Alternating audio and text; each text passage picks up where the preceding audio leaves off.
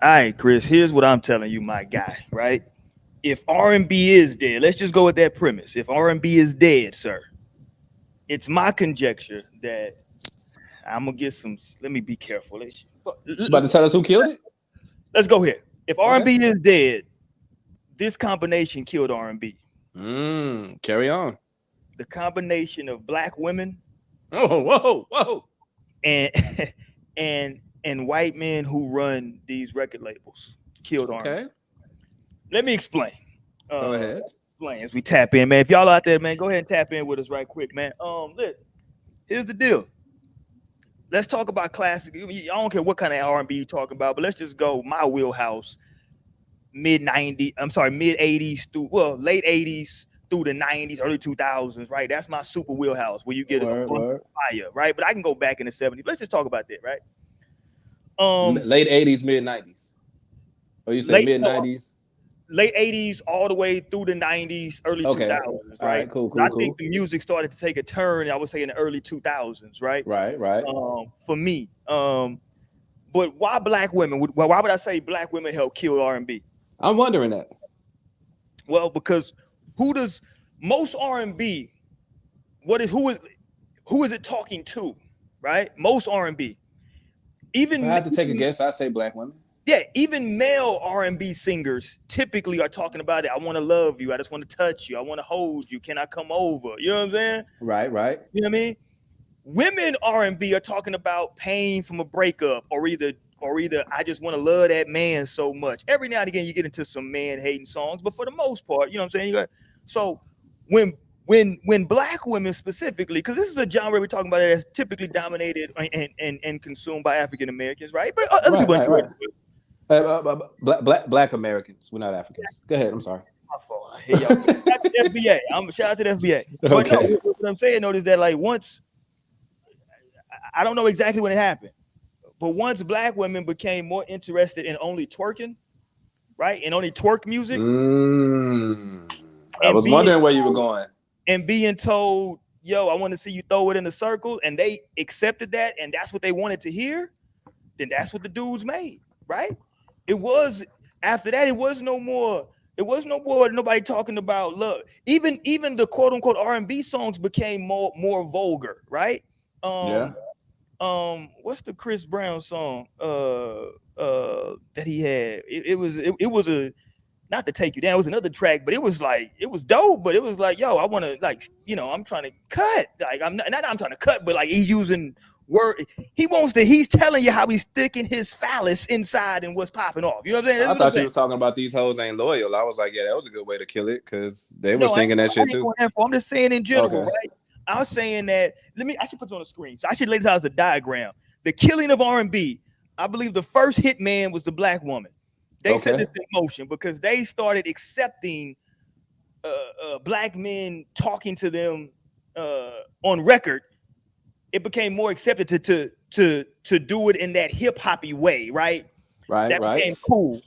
What the white owners of these record labels did was they said, "Oh, that's what y'all want." Mostly Jewish. Yeah, go ahead. If that's what y'all want, well, here you go. You dig what I'm saying? Yeah. And so now this is what we're gonna push, because this is what y'all are dancing to. This is what's moving y'all. So we're gonna keep pushing this for y'all now, because that's the one thing I always tell people. People want to get mad at record labels saying they ain't pushing no real artists. I don't think that's the record label's job to push quote unquote real. They push what's hot. That's all I'm doing, bro. Right. They're pushing what's hot. And but what would you say? Okay, so what we pouring out for? Like, what was the RIP date or years or what day? Like, you know what I mean? Yeah.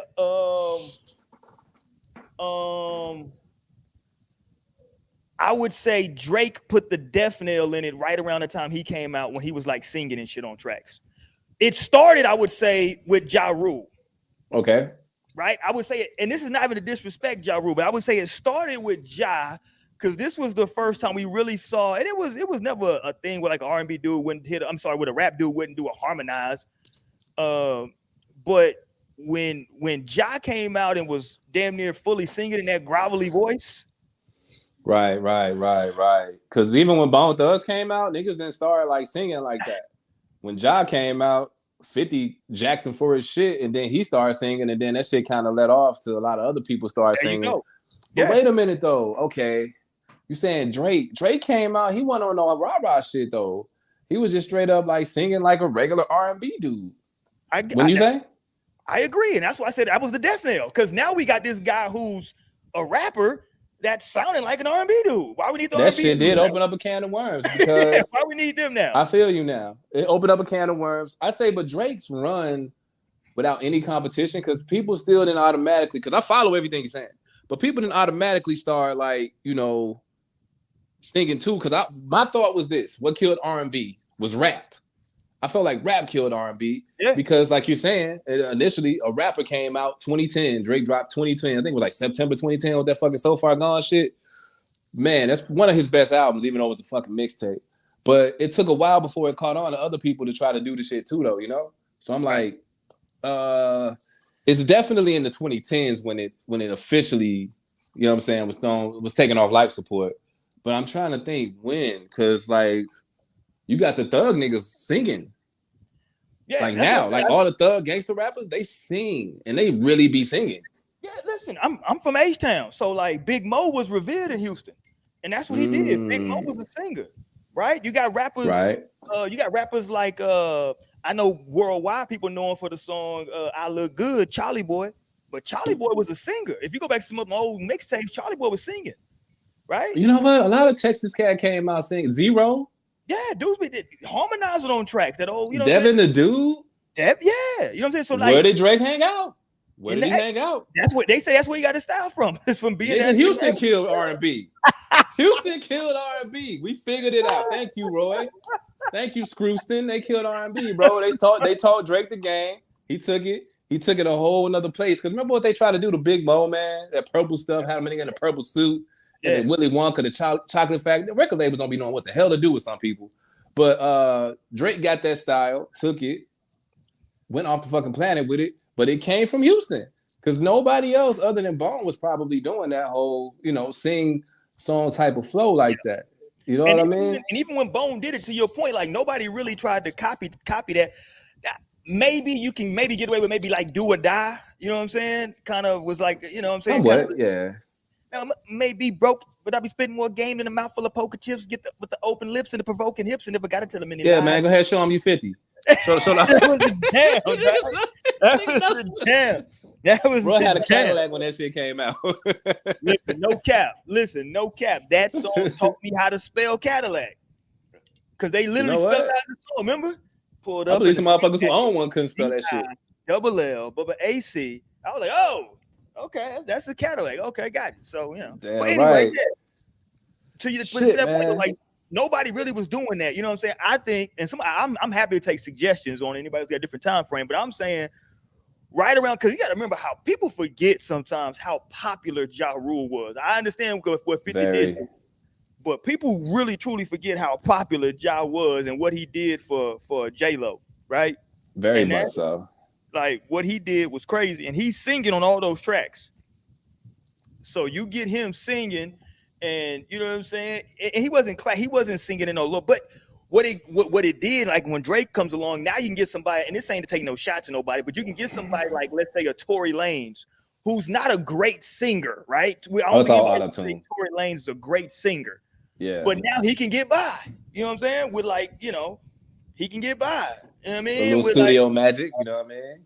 Yeah, now you can get by with just having a good little tone and we can push a button here, button there, and they could get by. Listen, I can't get away from black women though. I need for black women to tell me, no, real talk. I need for them to tell me why they, because you gotta think about it, even these R&B groups. Here's how popular R&B was for the people out there who might not been around at this time. R&B was so popular, and there is a difference between pop music and R&B. Let me just say that for the record. Absolutely. But R&B was so popular, they went out and intentionally was telling everybody they wanted to make a white version of New Edition. They literally said, "This is what we're doing. We need to make this." Who said that? Whoever I forgot to do. Back in the day with New Kids on the Block and shit. That's how New Kids came out. That's literally how you get New Edition, New Kids on the Block. That's literally how you get New Kids on the Block. I didn't know that they were inspired. That's literally where it came from. That's why they did that verses between them two, which I didn't watch that piece of shit bullshit. Didn't they do a versus between them that wasn't really that popular? New Kids on the Block and New Edition. I don't think it was a verse. Did they do it? I hope not. It's no really no. I don't think it was official. But yeah, I know they did something like together at like an award show. You know. Okay. Yeah, I didn't know that's what that. What's that little hanging tough? Hanging tough. Yeah, that shit's trash. Very fucking trash, bro. I can't stand America and this white black shit. New Edition should have. I mean, not New Edition. New Kids on the Block should have never been a thing. It was a fucking money grab. And they sell more records. They sell way more. I'm talking about light years ahead. If anybody needs to know, like the difference in how many black people and how many white people are in this fucking country, look at shit like that. They sold triple time the records of New Edition.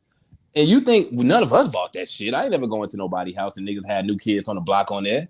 Facts. And they found them in Boston, in Southie, in Boston. Same city. New Edition from. Wait a minute. New Edition from Boston. They from Roxbury, I bet, because every black person lives in Roxbury. Fucking Boston. Fucking America's a motherfucker, ain't it, man? But yeah, they sold like triple times the records and didn't even have a quarter of the fucking talent. Jesus Christ. Yeah, it's not a question about who had. Yeah. Oh, Jesus Christ, man. This whole white black shit is fucking terrible. We ain't doing that tonight.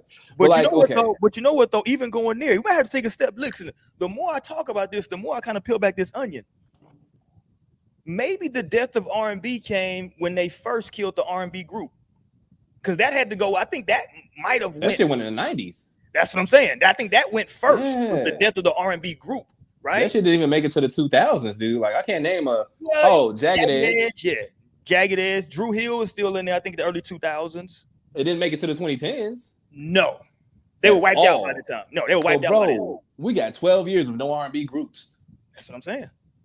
Ain't nobody trying to sing. Ain't nobody coming with their panties in their hands so they can throw them on stage. They ain't throwing panties at Future. Nah, hey, look. They don't. This is what I'm saying. If I got to have black women culpable. They don't throw panties at Future. They would just go up and just put their face in his crotch. See, this is the difference. Right. You see? They throw the pussy now. They don't throw the panties. They take the pussy off. They're like, how did you take your pussy off, man? Jesus Christ. You just don't know. Really, you want to impregnate the pussy and throw it back. Like, because you got like 12 kids. Yeah, you know what I mean? They're just killing two birds with one stone. Child support. God damn, ain't about no love. Already here. Oh my God. Well, that's what I'm saying. But that's the thing, though. When you step back and say, well, what happened first? Well, first they started getting in these groups hey, man, y'all busting this money up 4 ways? Dang, bro. You really singing most of the tracks, Blake. You know what I'm saying? Motherfucker always went solo. It was like, don't threaten me with a good time. When do I come to the studio by myself? You know what I'm saying? The front man never put up a fight. Only ones who didn't do that was Casey and JoJo. Casey and JoJo stayed together, but they was brothers. They still broke off from the group. But usually, yeah, man. But even though if you go and look at the stuff, though, when they broke off from the group, though, Devontae is still doing a lot of those tracks on those Casey and JoJo albums. I didn't know that. Okay. Yeah, and Dalvin is still like around. You know what I'm saying? It's not like, I think they never had like a quote unquote real crazy breakup. I think Devontae started opportunity. Yeah, I think Devontae started wanting to do just like more producing. So he's like, yo, I need to do some more producing. You know what I'm saying? He wasn't really no hell of a singer like that anyway. I think he would tell you. No, just a nigga who walked around light skinned with his shirt off and a nose ring. What more did you need in the 90s but to be light skinned with abs and a nose ring? Like, come on. You didn't need nothing else. Because at one point he was like down with like Death Row, I believe, somehow related with Death Row. He did the No More Pain joint for Pac on the All Eyes on Me. There you go. So that makes a lot of sense. But I follow you, man. I hate that too because it's sad. It's very sad that, like Tory Lanez got a pen. He could write, but he pretty much just takes the old shit and does it like P Diddy. That's why people used to be mad at Diddy because they was like, man, it's our shit. Take hits from the 80s. And he take hits from the fucking 90s and early 2000s and make them his own. And sometimes he goes back to the 80s because he did an 80s album. But like, you know what? Side note, Tory has dropped some of his best music post-Meg. That post-Meg situation. He dropped some of his best fucking music, bro. But like, damn, man, that really sucks because R&B had its place. It was needed, Everything's so tough now. Everything's so hard now. Most definitely, yeah. And it's like all the rappers are the singers. You can't compete with that shit as an R&B artist. Trying to sing about love. and then and then this thing happened to where like every like hot R&B song, if they were in the studio and felt like, yo, we got a hit right here, somebody inevitably would say, okay, what rapper can we get to put on here? Right. Like one of the worst examples of this, and this is a relatively newer R&B song, right? Is what's the joint with Chris Brown and Usher? I love that track when it came out. I forgot what I think it's New Flame. You're gonna be my baby. I forgot about that song. It was hard, right? And then for absolutely no reason, you get Rick Ross on this song. For absolutely no reason. Like, why? Why did Rick Ross have to be on this record, bro? Yeah. But they used to do that, though. That was 90s shit. I think P Diddy brought that type of shit in. You have a rapper rap on it. Once that became a thing, it became a thing. You know what I'm saying? But before, that wasn't like a necessary thing. But then it just started, that became the norm. That like, if you put out a hot R&B joint, okay, who can we get to throw on here with us? You know what I'm saying? Who we can get to, right? You know what I'm saying? I don't know. It just became weird. Like I used to like it when it was the other way around. When like LL had a joint, but you get like Boys to Men just to sing the background. You know what I'm saying? Right. Add them in the background. Hey love. Okay, that's dope. You know what I'm saying? Or when who was it? Biggie, when you get 112 in the background. You know what I'm saying? To you know what I'm saying? Okay, cool. But it became like R&B groups. But man, it was just. Let's take it step by step. Let's go slow tonight. I'm sipping tonight. I'm on brown as well tonight, man. Hey, wait a minute though, G. I think you missing a person to give credit to. A very, very vital human being. Let's go. Also ushered in this death of R&B, which is, and I love him, fucking great artist, T-Pain. So think about it. Everybody who's doing R&B, who's a rapper, they are heavy auto-tune. From Dirk to Future. To fucking even Travis Scott, he's singing heavy, but he does, you know what I mean? And T-Pain made that shit popular again to where anybody can fucking sing. We talking about Tory Lanez, he's another one, you know, that we just talked about. So you forgot about him, fam. Like he didn't try it though. He was just doing something with, you know, an instrument that he figured out because, you know, he could play it and work well. Yeah. You know what I'm saying? But like, I don't think of course that wasn't because then that whole ass nigga Jay a whole ass nigga, man. He always thought he could just stop people's shit. Man, you T-Paining too much. He did get that man anxiety, apparently. Shit. Man, Jay-Z. And I'm happy that shit showed him he wasn't running shit like he used to. Because these niggas down south was like, fuck Jay-Z. Future kept doing it. Everybody kept doing it. Remember he tried to talk about the money phone? Niggas was like, hey. Oh, I don't see money phones a lot anymore. I don't know if it just faded out or what happened. But niggas kept money phoning it because it's like, dude, you don't run shit down here, which he didn't. But like, anyway, though, stay on track. Like, dog, T-Pain, he ushered in an era where people didn't have to really know how to sing. And he could actually sing. And T-Pain could actually sing, which was crazy. He got lessons out the Charlemagne clowned him back in the day, man. Yeah, he wasn't coming like that. Charlemagne clowned him. He went got lessons, bro. I mean, look, because you get in the early 2000s. Well, when does 808 and Heartbreaks come out? When does that come out? That's like 2009. 2008, 9, yeah. Yeah. So right around that same time, that's when. But all that happens. So you get T-Pain, Drake, and 808s all about the same couple years. You know and who was first? Fucking Pain, bro. Yeah. Pain. I bet he don't even know he killed R&B by mistake. Yeah, because technically he does know that. He does? I think something happened where like Usher said something to him about that. About like that's what gave him like anxiety. He said, yeah, remember he said that? Record. Yeah. He said, how does it feel to kill R&B? Did he ask him that, or what did he say to him? Something like that. Something crazy to him on the plane. Usher, a wild boy. Man, Usher is Usher, bro. Like, ain't nobody gonna fucking touch Usher. Like, come on. Okay, since we brought up Usher, we gonna get back to this who killed R&B. But since we brought up Usher, Black Twitter lost their mind for a little while, and I love Usher. I'm getting ready to go see Usher in Vegas in a couple of weeks. Bad man. So don't get it twisted. I'm an Usher fan, right? Usher, a bad man, baby. I can tell you exactly where he was at 7 o'clock, right? But with that being said, Black Twitter was having this conversation that I feel. Let me get my feelings. They were saying, "Who's the true king of R&B? Man, not this bullshit. Usher Raymond or Robert Kelly?" Oh, I thought you were gonna talk about the CB joint that they were doing. True king of R&B, Usher Raymond or Robert Kelly? I mean, we could both answer that. Like, come on, man. Like the R, baby. That's what I say. To me, it's almost. Listen, I understand that we don't want to give him credit. I get it. I understand where we are right now.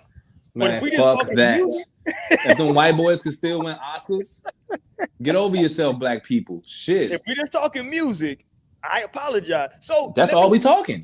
Yeah, if we're talking music, yeah, bro, listen. That's all we talking, bro. It ain't nobody better than him. Not at all, man. Like, nobody better, bro. I'm talking sorry. about several albums, we could just throw that shit in and just let it play. You know what's funny about that shit with Robert Kelly? I got statutory rape to one of his shits, man. That bitch was like 22. I was like 16. She was fucking me. It's dope. Whoa. And there's some irony to that shit, though. Like, I don't know, but we can't really be saying that on YouTube.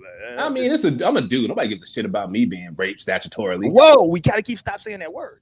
What? Oh, the R word to take it off? Yes, sir. Jesus. Oh, my bad. Well, SR. Nobody gives a fuck about me being a senior victim. Jesus Christ. I'm not sure how any of this plays. Oh my God, man. You want to get that little money. Hey, man, look, man, I'm taking my money away, baby. Come on, baby. Hey, listen, you want to call him Mr. Charlie? I thought you called him Mr. Charlie. I thought you was militant, nigga. Like, you up here. Man, hey, man, I can't let the man. It's all about the green, baby. I don't know about the white, but it's about the green, baby. Hey, I know what I said. I said I was going to keep it real. I never leave the hood. Nah, but straight up, though, get it back on track. Like, R. Kelly, man, like, he I mean, it's too many cuts to deny that man, bro. And then I'm not even mentioning the shit he wrote. You know what I'm saying? Like, it's just songs. You know what I'm saying? Like, we're just talking about. You're right, just off of his joints, not even counting. Yeah, we ain't going to nothing he wrote. Right. Oh, we got somebody. Okay, Toxic Courtney that's Courtney's new name. Man, for the show. It's Toxic Courtney here. Jess was playing some 12 play in the car today. Courtney's had his car soundproofed. And he had all of his windows up tight while he was listening to that shit. Bro, yeah. He don't want nobody to know he was in there. Man, fuck that, man. Bump that R shit, bro. That shit hot, dude. I mean, they say he signed a bad contract. He don't get no royalties off his shit. Does that make you feel better? For my money, there's never been a better intro to a song. First of all, let me just... I think Pimp C has the greatest intro to a verse ever, right? 2 times, one on the Big Pimpin' and the second time on that International Players Anthem. The way he comes in on both of those verses is legendary. But for my money, there's no greater beginning of a song than my mind's telling me no, but my body's telling me yes. Now, the problem with that is everything that's come after that with all this, that is like, shit. I don't know. We kind of know why he was thinking no in the first place. We know why he was thinking no, because he know that shit was wrong. You know. Yeah. So now when you start listening to stuff, you like, okay, bro. You know, what else could anything else have been on his mind? Man, we know the Pied Piper shit. He labeled himself as, and when you find out what the Pied Piper did, it's like, oh, you just gonna play in our face, R? But the story of the Pied Piper though says that like he used his powers to like rid the city of snakes or something, or rats, something that he rid the city of that they were infested by. And then when it came time to pay, they was like, nigga, what you gonna do? We ain't paying you nothing. The city did. And so that's when he said, oh, it's like that. Well, what I'm gonna do is use my flute or whatever it was to like lure all your children away to get back at y'all. And he fucked them. R. Kelly lured the children away, and then he fucked them. So but it's kind of like, I don't know where that did the original sin happen though? You know what I'm saying? Given his disposition, we're not taking away from it that he was trying to evade taxes or some shit. R. Kelly upset that they didn't like public announcement that much? Did that drive him over the edge? That goes back to your other point that they came to R and said, hey man, do you really need these Negroes? Hey man, I know you went to high school with him. But you know, hey man, what is it about? High school or the big leagues, baby? Where you trying to go? You know, you dig? So next thing you know, you remind me of my Jeep is bumping. All right, that was a fucking classic song. So, but yeah, I mean, okay, getting back to who killed R&B. T-Pain. Let's go back though. So let's work backwards. So first thing that can we both agree that it seems like the first thing that went was the R&B group, right? They jumped in there and said, let's start plucking out these lead singers, right? Let's start plucking them out. Shout out to New Edition, because no group has ever done what they've done in the history of music. I don't care what genre, pop, rock, anything. New Edition had 5 members, right? Initially, lost Bobby, who went solo, bring in Johnny Gill. So now for the rest of the time, the group has 6 members, right? Well, we already know what Bobby Brown became as a solo artist, right? Hit records. Johnny Gill eventually goes solo. Hit And records. love you the right way. Right. You get Ralph Tresvant that goes solo. He doesn't go as big as people thought, but that Man with Sensitivity was still a jam. You know what I'm saying? You need a Man with Sensitivity. And then the other three guys who were not looked at as solo artists, they formed their own group, Bell Biv DeVoe, and dropped bangers. You dig? Plenty bangers. Do Me Baby, Poison. Yeah. When Will I See You Again? Did that remix? It probably did a bunch of joints. Yeah. So like no group has ever done that where everybody splits up, everybody goes solo, and everybody makes hits. You know what I'm saying? Especially no fucking New Kids on the Block. That bullshit. That all. Yeah, none of them motherfuckers went solo. That's what other groups like the In Sync. Once what you call them left. Once Timberlake. Once he left, that was it. It was a wrap. That was it. You know?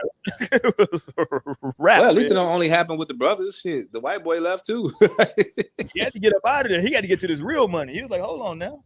Damn But, right. okay, so first there was the death of the R&B group, right? And people don't understand. For me, I think that was a significant death blow because historically,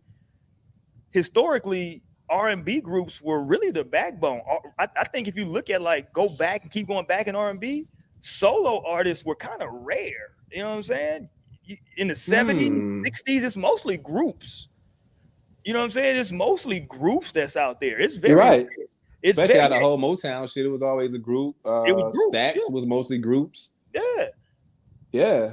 And even if you were quote unquote a solo artist, it was more of like you and your band. And so it was like a band thing. So it was always, you know what I'm saying? It was like it wasn't just Sly Stone, it was Sly and the Family Stone. You know what I'm saying? It was like a whole thing, you know what I mean, around it. So first we jump in with R&B. We right now, if y'all just join us, we're combing through. We're gonna take this piece by piece on how R&B was just basically deconstructed, right? Yeah. So if y'all got something different, y'all can jump in the chat, jump in the comments later on. We'd appreciate it. Just let us know. So right now, we believe, I think we're gonna make a consensus that it started off with figuring out how to first break up the R&B groups, and we talk a lot about male groups. This happened with female groups as well. Go talk to absolutely and them Supremes. Absolutely. Go talk to Patti LaBelle and LaBelle, right? I didn't even. Oh yeah, the Gitchy ya, the Lady Marmalade shit. Yeah. We got it. You know what I'm saying? Like it was a time where people were calling Destiny's Child Beyonce and them, which was so disrespectful. Jeez. But can you at least say they get it right when they do pick out the one? Oh, I never said they were wrong. Don't get it twisted. You're right about that. Like we don't get it twisted. Cisco was the star of the group. Don't get it messed up. They got it right. You know, like I can't knock them for seeing the vision. I mean, hey, this dude's a fucking star, man. I couldn't have seen what's the other dude from Drew Hill, Nico. I couldn't have seen him doing the thong song. No, it went right, man. Like Nokia could have produced it. I think this is his name. Nokia or some shit. I don't know. Yeah, I don't know his name. We don't know their names. That's the fucking point, right? Like clearly, when you hear the group Levert, Gerald Levert is the one that sticks out to you. Like they get it right. You know what I'm saying? So we're not saying that. But although TLC never broke up, and I don't think that I don't know. I know that Left Eye did some rapping stuff, but nah, she never really made it like straight up. She had died before she dropped her first shit on Death Row. But like T-Boz never went solo. Chili, could Chili even fucking sing? First of all, don't disrespect Chili like that. She got that one. I'm asking. What's the song, Baby, Baby, Baby, where she got that verse? You know,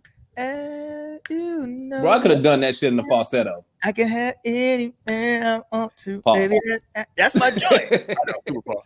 Hey man, she was pretty as a motherfucker, so that was her job in there.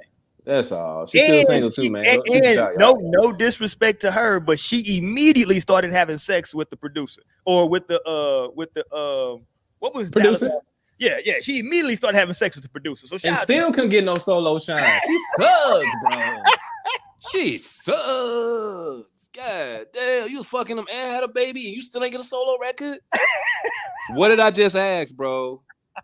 What did I just ask? Was she even any fucking good? Like, come on, bro. You had this baby and you still can't get no solo shit going. That's pretty fucked up, man. No disrespect. It's just an observation, baby. You're beautiful. You're beautiful. But that's not, I don't know. Yo, shout out my man Dallas Austin. That was like, yeah, baby, we're working your stuff tomorrow. Every day. Every day. Yeah, tomorrow, baby, tomorrow. I gotta cue it up. Gotta get some shut eye. Nigga got me You gotta get some shut eye. Okay, Courtney said, let me put up Courtney's comment. He said, I don't think, oh, my bad. He said, I don't think any quote unquote anyone quote I can't see. Quote, I don't think any quote one unquote killed R&B. I blame it solely on popular / urban radio. For years, radio controlled what was popular. Once radio moved on, it was going. No. It was going to be tough. No. I don't think. But like you got to understand though. So while I agree with you, radio plays what's popular, but that's based on who's telling them to play that, right? Let's not. I know I worked in radio for years, so. I dropping off that payola, you know how that shit. I understand that. I understand you're not supposed to get payola, but let's be very, very clear on what happens at these radio stations, right? Right, nigga. Come out, you see a Range Rover outside. You playing the fuck out that record. Is it really payola if I tell you, like, if you got a big music festival you do every year, right? You would like for my label's artists to perform there, and if I give you a record and you tell them you ain't gonna play it, well then maybe my artist won't perform at your show next year, right? So that's how we gonna work this. You understand what I'm saying? Those ticket sales look. Yeah, so this is the record somebody needs to play, right? And if I'm going with that theory, Courtney, I believe this happens because this is what that record label is making money on. The record labels are making money on this particular music, and this is, we don't care. As a record label is a business, fam. At the end of the day, Blake, if me and you are running if me and you have a corner store, right? We don't give a damn what product in that corner store is selling. We're just gonna do our inventory, and whatever's selling out a lot, we're gonna make sure that's in stock. And then we're gonna push it up to the front of the store so everybody can see where it is. You feel me? I don't care what product it is. You feel me? I just know it's sale. Right. That's what I'm here for. You know what I'm saying? So I agree with you, Courtney, that is what we started hearing on the radio. But I believe that there was probably something behind that a little bit more. You know what I'm saying? To get us there. To get us there. Although it did become a thing, though, to where, see, I got to take that back. Because I was going to say people just didn't want to be associated with, like, quote unquote, the soft R&B. But shit, Jagged Edge was like whooping niggas' ass and shit. So, you know, I can't say that. And Future made a whole soft R&B album. Right. So I can't even say that. Yeah. I'm saying, like, first, I think they attack these lead singers. That's the first thing. Because after that, you just get to a point to where nobody even wants to come out in the group anymore. We had so many groups that you would get male and female groups making combined tracks together. That's how many groups it was. You know what I'm saying? What's the joint? 702 and Subway. It's one of my favorite joints. Little mannish little kids. Yeah. Game that we play. You know what I'm saying? That was from Chicago, man. Yeah, from Chicago? Well, 702 wasn't. 702 was Subway. Subway was. Chicago. Whatever happened to them? That's the only joint I know from them. They on the west side right now, man. Shit, over there on Roosevelt. Tell niggas how they used to do it. Over there on Cicero, still singing, just not in the studio. Shout out to Lauryn Hill, because Lauryn Hill got the one joint where she's like, remember back in the days when brothers used to harmonize, you know what I'm saying? That was a real thing. Let's get this young man in here. Hold on. Jesus Christ. He's going to defend. Please defend this new R&B. No, I'm playing with you. What's good, my guy? Hey, what's good, y'all? What up, though? What's good? So I was listening. I had an initial thought to the topic of who killed R&B. But then as I was listening and you, like, mentioned groups, that just, like, made me realize how I feel like it's transitioning and it's been happening like this, because I'm sure like y'all's parents, like even y'all's grandparents would probably say like R&B kind of like fucked up soul. Like really they used to get down and sing down and like music used to feel different. And then R&B came and started looking different, probably got a little freakier or whatever the case. And it's like now it's transitioning into like whatever it's going to be next. But to answer the initial question, I feel like Chris Brown is the originator of like, he's the guy that killed R&B as we know it. Okay, I feel like the ball was in his court. Solely? You think he was like the spearhead for it? Sort of, because the ball was in his court for so long. Like he was the forerunner of like this whole shit in terms of R&B, and like he could have went this way or that way. And like he decided to start rapping. He decided to start getting super hip hoppy instead of like R&B. and then he started getting like violent and doing like gang shit. And like then, so and he was the leader of the shit. He was the absolute like soul child for the shit. Like we know Trey Songz at one point. Like we know now he'll get go there with you, get violent, whatever. But when he was like running this shit, we just knew him as like Jupiter Love, R&B king, like, and that's how you have to come. Otherwise, you start blending those lines, which now every R&B artist raps, like everyone, thanks to Chris Brown. Yeah, I feel you. I'm with you though. I respect that take, like, because I didn't even think about Chris Brown because I love his first 2 albums. You know what I'm saying? Right. But to your point though, as he moves, I didn't listen to that 20-something track joint because I was like, come on, Chris. Everything he makes is like 40 tracks now, bro. But to add to what you're saying, because it was like people, like you said, Roy, people stay away from it because of the softness. But Chris Brown started bringing the gang element into it and kind of drifting in and out of their genres with the rapping and all that bullshit, right? Exactly. Some niggas over there getting it in. As soon as they started shooting, he started curling up like a little bitch ass nigga. Like, because he ain't really like that. Right. Yeah, and that's the thing. He made it safe to not be as soft in R&B anymore, I guess. And Courtney makes a good. Courtney was in the chat. Lionel makes a good point when talking about soul to R&B because just like I made a distinction when we jumped on here, there is a difference between R&B and pop music because unfortunately, people don't understand that a lot of very famous, very important to the culture Black singers are really pop singers, right? Like. We got to be very honest about that. Whitney Houston Whitney's pop. She made a bunch of pop albums. Y'all think Whitney Houston's pop? Okay, I don't know her. You don't know mid-80s shit, bro. Mid-80s. I don't know most of her discography. She definitely made some R&B songs, but I Want to Dance with Somebody is a pop record. Touche. You know what I'm saying? That's a pop record. The 80s had her on a pop shit. Michael Jackson was called the king of pop. King of pop. He was the king. I feel like he did that intentionally to like snatch. I agree. Shit. Right. No, I agree. But we can also say that like, Michael got a lot of soulful joints right already. He already was solidified. Early Mike was super soulful. You know what I'm saying? He'd already hit that. But like, there are a lot of like that's pop. True. Like, we got to make a distinction between pop and R&B. But to Lionel's point, and shout out to the youngin' up in here who brought it up. There was also a distinction between soul and R&B, right? Because soul, I think, is something a little bit different. Like Aretha Franklin is the queen of soul. Yeah. You know what I'm saying? Like, is she different from Mary J? Like, would you say? Right. Yeah. Queen of hip hop soul. Right. Okay. Mary so that's still not even R&B. She's still. So who's the queen of R&B? Whew. That's a hell of a question. Or the king. Okay, I can say R. Kelly is. Well, I can tell you who the king is. Yeah, I can. He's definitely the king of R&B. No matter what anybody thinks about his personal life. I would agree, and I think he's uncancelable. Like the kids try, everyone wants to cancel, but he has a TikTok song that his TikTok song is doing numbers right now. Like everyone's dancing to him on TikTok. It's crazy. R. Kelly? Yeah. What it's song? Too tough, bro. It's called like it came out like 2013. It's called like Leg Shake or Do It to Your Leg Shake. I'm gonna make your leg shake. Yeah, to your leg shake that. Yeah. They must not know. He got so much shit. People don't even know when they playing this shit. Right. They probably be like, oh, this is a vibe whole time.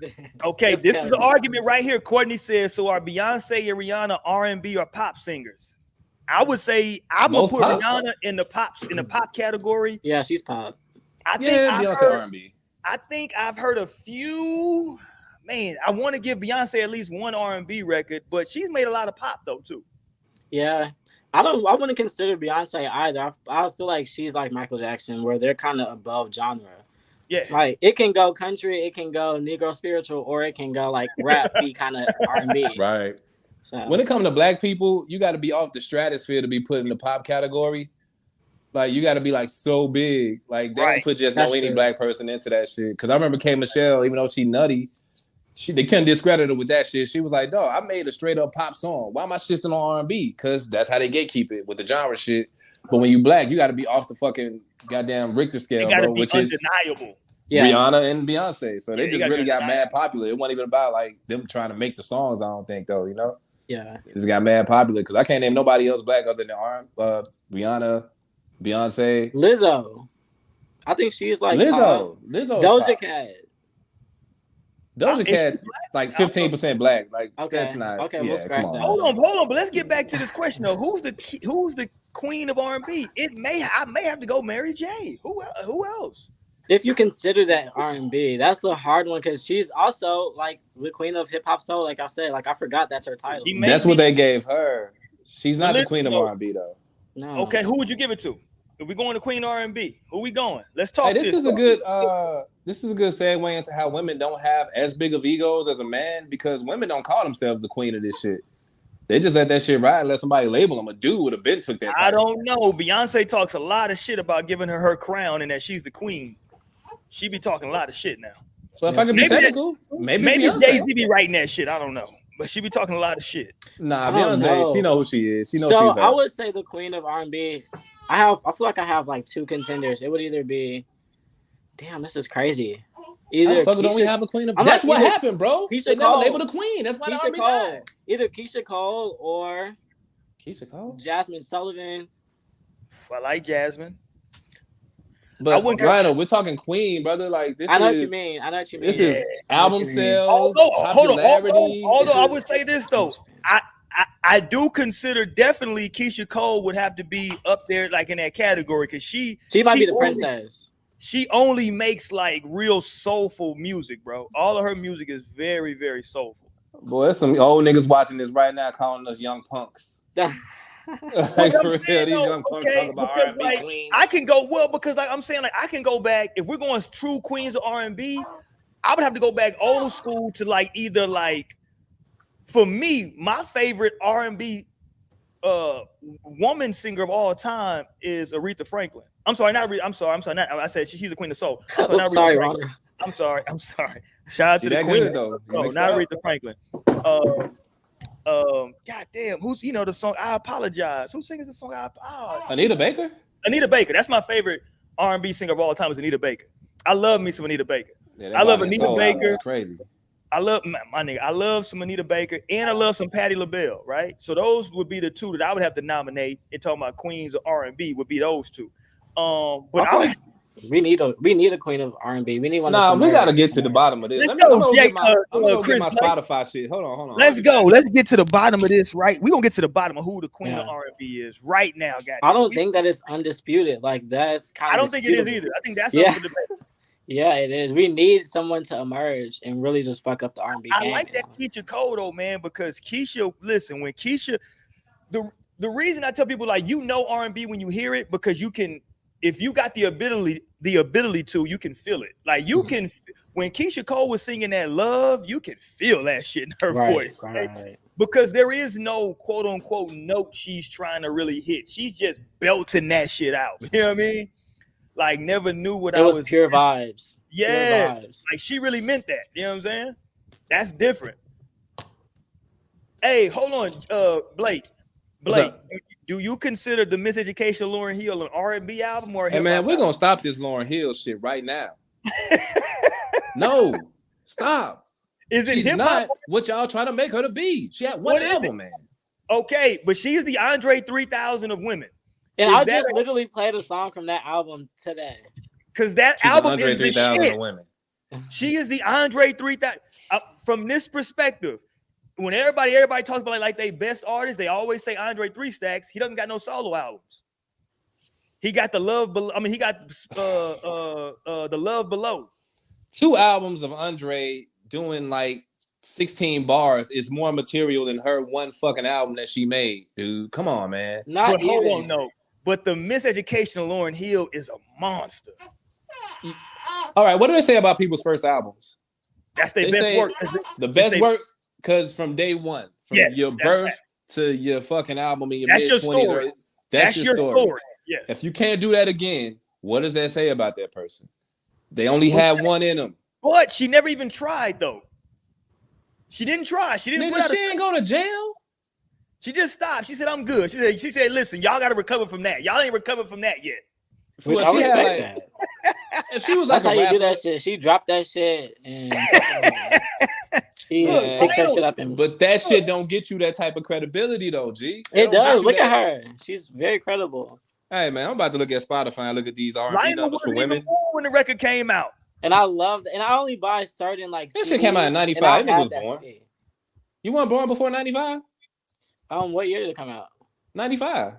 Oh, April '90. It depends when it came out because I was born in July. So. Oh, okay.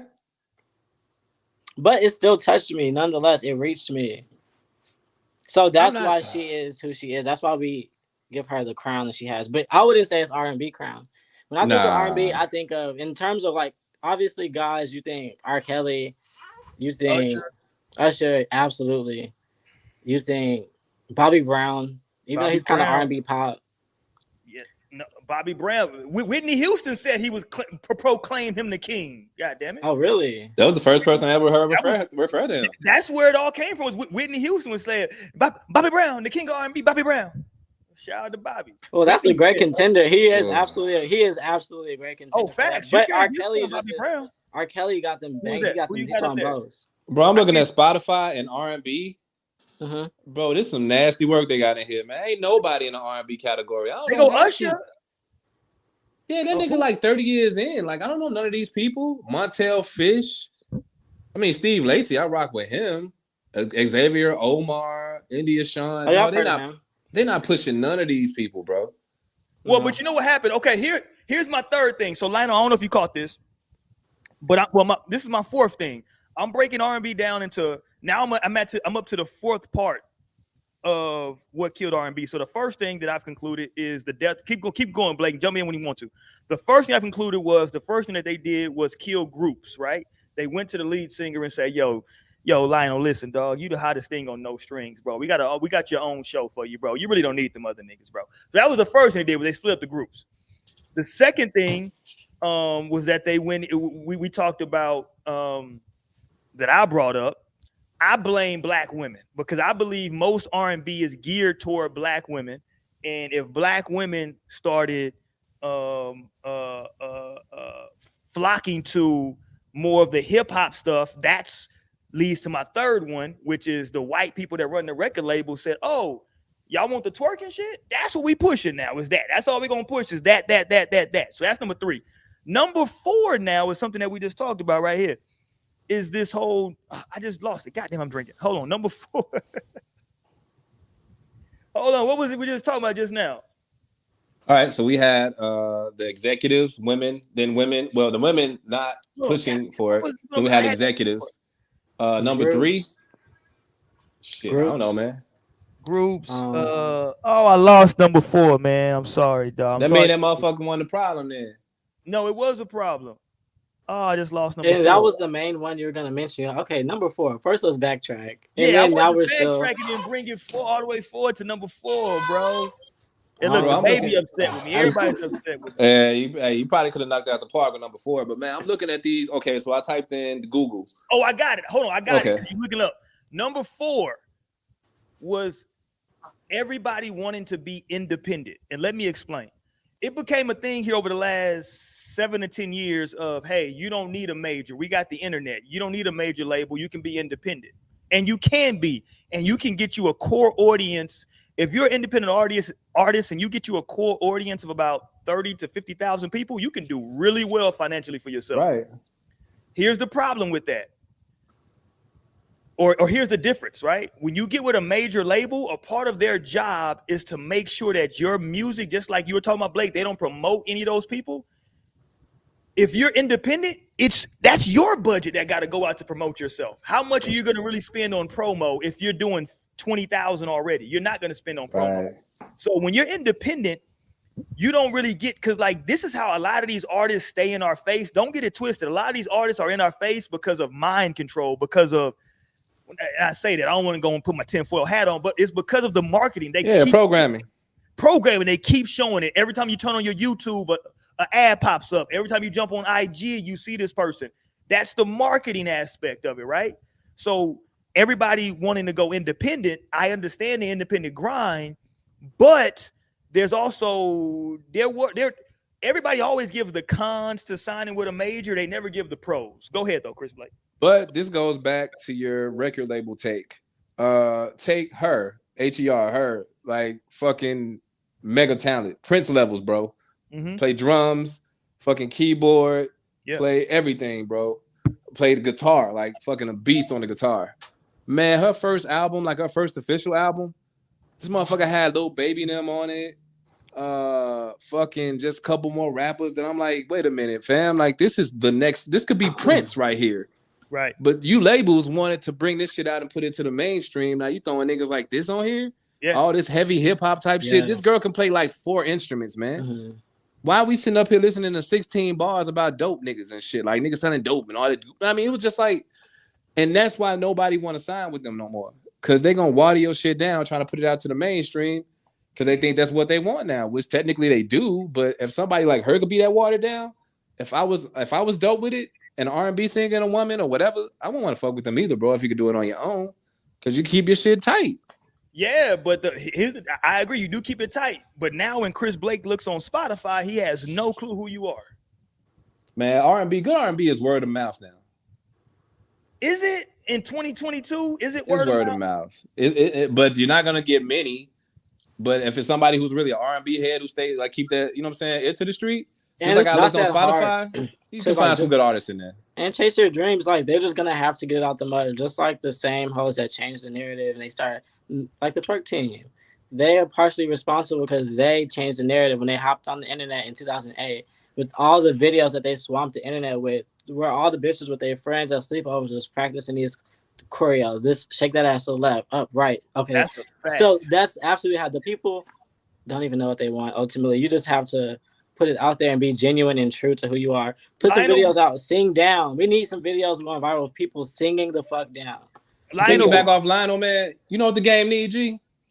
It needs a movie. It needs a movie scene like on Players Club when Diamond danced to that hot R&B record. That was R. Kelly, but go ahead. Yeah, it was. But that scene alone sold that record like 10 more times in the hood. Facts. That's a good you point. need a strip. So what the hood need, what R&B need is more strippers dancing to their shit. But you know what happened though was that the rappers went to the strip clubs and got the dancers to dance to their stuff. You know why? Because the R&B singers thought they were above it. Why the hell weren't the R&B singers going and dropping off records? Like, yo, check this out, man. You could be the next Diamond. She did this shit to a slow record. Why you want to do it to the hip hop shit? And plus, the greats of R&B are tapping no foresight. out. Where are the greats? Like the greats would need to still be tapped in, like collaborating, connecting. Like all the greats of R&B are living their best fucking lives with their feet up right now. Like nowhere to be found. Yeah, but let me say this though.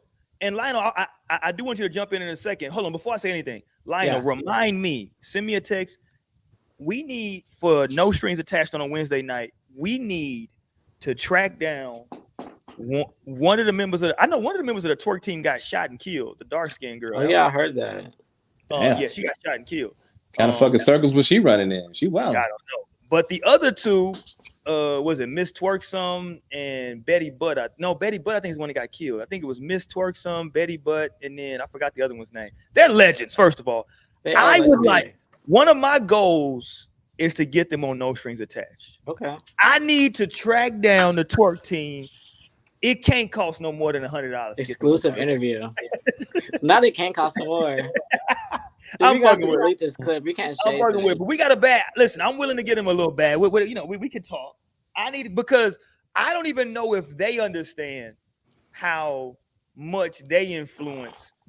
All like when I started seeing like Beyonce doing their dance moves that like they were doing on these videos. These little. Listen, I don't want to get too vulgar, but a lot of dudes, pleasure themselves to those YouTube videos. Hey man, we ain't gonna be doing that PG shit on Tuesday night, nigga. Niggas jerked off, my nigga. Like, fuck that. I'm just telling you. Niggas was out here rubbing them out.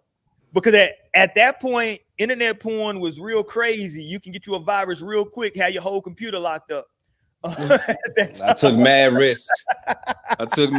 on Steve Jobs. I'm risking it all for this. Right. Line wire it up, baby. Okay, hold on. Let me go back to the chat. Courtney in the chat said that the Miseducation came out in 98. He said in 95, Lauryn Hill was still active. Oh, she probably was with the Fugees in 95 with that Blunted on Reality shit. Ooh, la, la, la. Nah, that was the score, G. I'm talking about like... When did the score come out? That shit was probably like 96, 97. 96, I think. Yeah, score was 96. Yep. Was it? Mm-hmm. Okay, hold on. When did Pac come out? All Eyes on Me, 96, 97. Okay, that's what I was going. It had to be 90s because he died in 96, right? Yeah, so that'd be 96. That came out 96 then. Yep. Okay, that sounds right. Because I always date that old shit based on Pac because I know he was. God damn, Pac was only out of prison for 2 years before he got killed. Yeah, he got up out of here. God damn, I just put that together. Well, Okay. Oh, hold on. Courtney says, and do we find a queen yet, Chris Blake? But Courtney in the chat said, no. Instead of being dead, I think R&B has been kidnapped. I wouldn't say kidnapped by hey, rappers. By hip hop. It's been kidnapped by rappers, bro.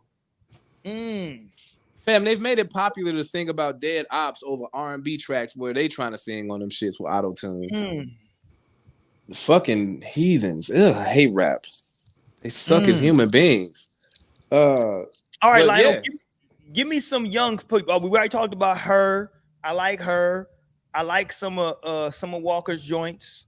Oh yeah, Summer Walker. Cleo Soul is good. Cleo Soul.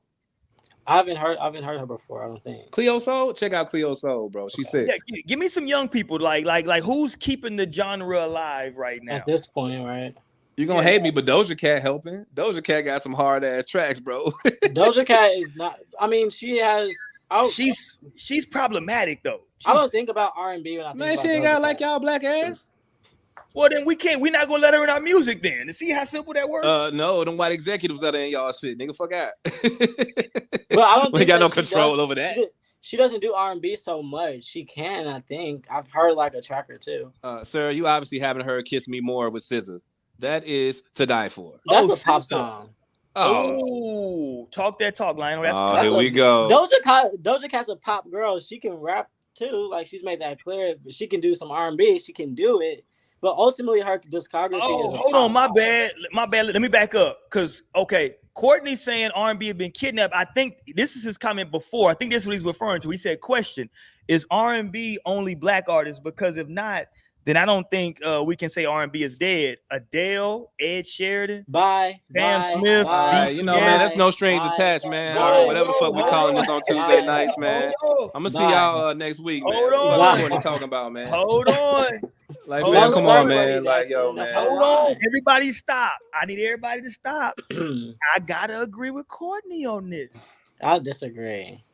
That Edge, what's that Ed Sheeran? What's that big Ed Sheeran record? That shit smack, nigga. Ed Sheeran, he's a great artist. I love Ed Sheeran. And let's back up, Courtney. I mean, Courtney Jackson. Let's back up. Lionel. Let's back up. Chris Blake. Everybody, let's back up. Chris Blake, you gonna act like one of the biggest records in the history of R&B in the 90s was not a white boy. Oh, wait a minute. Hold on, fam. One of the biggest records in the 90s, R&B, was a white boy. Yes, sir. Man, don't say no fucking John B. Don't you say that. Yes, sir. Man, get the fuck out of here, man. Yes, sir. Yes, sir. My angel, nothing gonna make you far from here. He know, but you know the song, though, right? Oh, I mean, hey, the motherfucker has some slappers. Girl, I just wanna love. Hey, that boy can sing. He can sing. I don't agree. Hey, but hold on. Before that, an iconic song that you will hear to this day at every black family reunion is a white man. What you gonna do for love? What you won't do. Oh man, Bobby Caldwell never came out. I never seen a video of him. We don't play that at the cookouts over here. Shit, you tried everything. No. Yeah, that was a pretty big record. No, that's probably like the most surprising that I didn't expect him to be like, you know what I'm saying, Caucasian. I ain't see that shit a mile away, bro. Right. I did not see that, man. This so much. I refute this and I dispute it and I despise it. All of it, because it's not good. This is horrible way of thinking. You know what happened? These are the sons of R&B, the sons of, and that's okay. But they are the sons of. None of them make R&B music. What always happens though with R&B is that like a lot of those older R&B singers went to the UK and found a second life over there. And this is where you get these people from, because they really took to that music. You know what I'm saying? And I'm going to add to it, and I'm going to get racy, but at the same time say, look, you're right. A lot of old R&B cats, when they weren't hot over here no more, they went over there and started popping. These kids heard them. And you can't knock them for being influenced by that type of music and then growing up to make it. But they do get pushed more than any black artist ever got fucking pushed, man, because they know what these numbers going to do with soulful white cats behind the mic. They know what the numbers going to do, man. They're just spectators. Black people come a dime a dozen that sound like them cats, man. They're spectators and imitators a little bit. And it's okay because it's in the name of inspiration. Like Adele, like when she got that Imitators is a Grammy over stretch. Beyonce, she was like, I can't even accept this. This is crazy. Like her album was actually the album I was listening to. That was PR. That was I mean, PR no, I line. think that's genuine because like she is a big fan of like the culture. It's like from a lot of artists, and it shows in her music. But that's why I would say you really do a bad thing. You do a bad deal when you like try introducing those kind of artists into what the fuck our artists are doing. It's not the same. These are actually inspired by like that. It's like the sun. You're trying to compare the sun and the moon. It's like, wait, no, the moon's only shining bitch because the sun is right there. It's reflecting. Okay, don't get it twisted. But then so go back to the original point of just like women that come to my mind. I think, of course, I never mentioned I don't think, but Carrie Hilson, Tiana Taylor, Chloe and Halle. I am very like thoroughly excited to like see their career unfold. And then besides that, I really don't know. Like Tink, maybe she starts to rap a little bit. But nobody as a really rapper to see her being R&B now. Yeah, I thought she was a rapper, dude. Who Tink? Yeah. Oh, I thought she's always kind of blurred the line. That's why like they compare her to Aaliyah, but I feel like she's R&B at core. But like they want her to rap too because she can. But ultimately her pen is sick, so that's why she's definitely R&B. Like she writes all her shit. It's super Philly, and it's like rhythmic and blues. Man, but that's it's terrible, man. There really isn't a queen of R&B, just like queen of R&B. Nobody's ever been labeled that. I wonder why. That's definitive, right? Because they're not committed to it. Yeah. I feel like women are potentially easier to sway as well, and like no one's really committed. Like you would have to be coming like that, and like no one's coming. Like who actually loves R&B? Who can we say loves R&B? And no one commits to it. Yeah, and this is why I blame black women. And I know they're gonna get mad at me. I'm always a defender, but I listen. I feel you though. I think bro, that's valid. I feel you, man. But I'm telling you, man, when that auto tune came in, I ain't gonna say T-Pain. I'm gonna just straight up when auto tune came, and then rappers got a hold to that shit and saying you ain't have to be like soft anymore, quote unquote soft. You know what I mean? They seen that shit. It's auto tune, bro, because auto tune got everybody singing now, sounding good. If your engineer's good.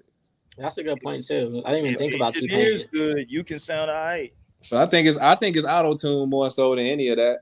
But I never missed the time to blame black women for some shit. So I'm with you on stupid. that, man. I'm just fucking around. I'm just joking. Blame them. Get them. Yeah. No. So I don't know, man. We'll listen. The debate rages on, but who in fact killed R? So okay, some people were saying, well, R&B ain't dead. Diddy came back and said, no, that motherfucker's dead. That motherfucker's dead right now. Man, that shiny chest ass nigga just trying to sell a record. Yeah, he is trying to sell a record. That's all. My man Diddy. But it is a good conversation though, and yeah, it is. It actually, I like it because it puts people on notice, right? R&B is a different feeling from hip hop. Like hip hop has always been hip hop. It used to be. Yeah, like true R&B gives you like when Lionel brought up Keisha Cole. You listen to a Keisha Cole album, bro, she's pouring her soul out to you. Whether those stories are hers or hers authentically or not, or she just reading what somebody wrote for her, you feel what she's saying in every bar. You know what I'm saying? Sidebar, is Frankie still alive? I think Frankie died a couple years ago. Okay. And she made it way longer than I had for her. Yeah, listen, she did drugs. Oh, wow, Frankie. Yeah. Frankie did drugs for like 40 years. You know what I'm saying? So I mean, she made it along. She had a good run, man. Hell of a run. Had a baby with one of the greatest boxing trainers of all time. Unbelievable. Oh yeah, Virgil. Which ends up being Keisha Cole. Keisha Cole's dad, yeah. Yep. Wow, and then she ends up being like, oh wow, what a story. That's a fucking story, right?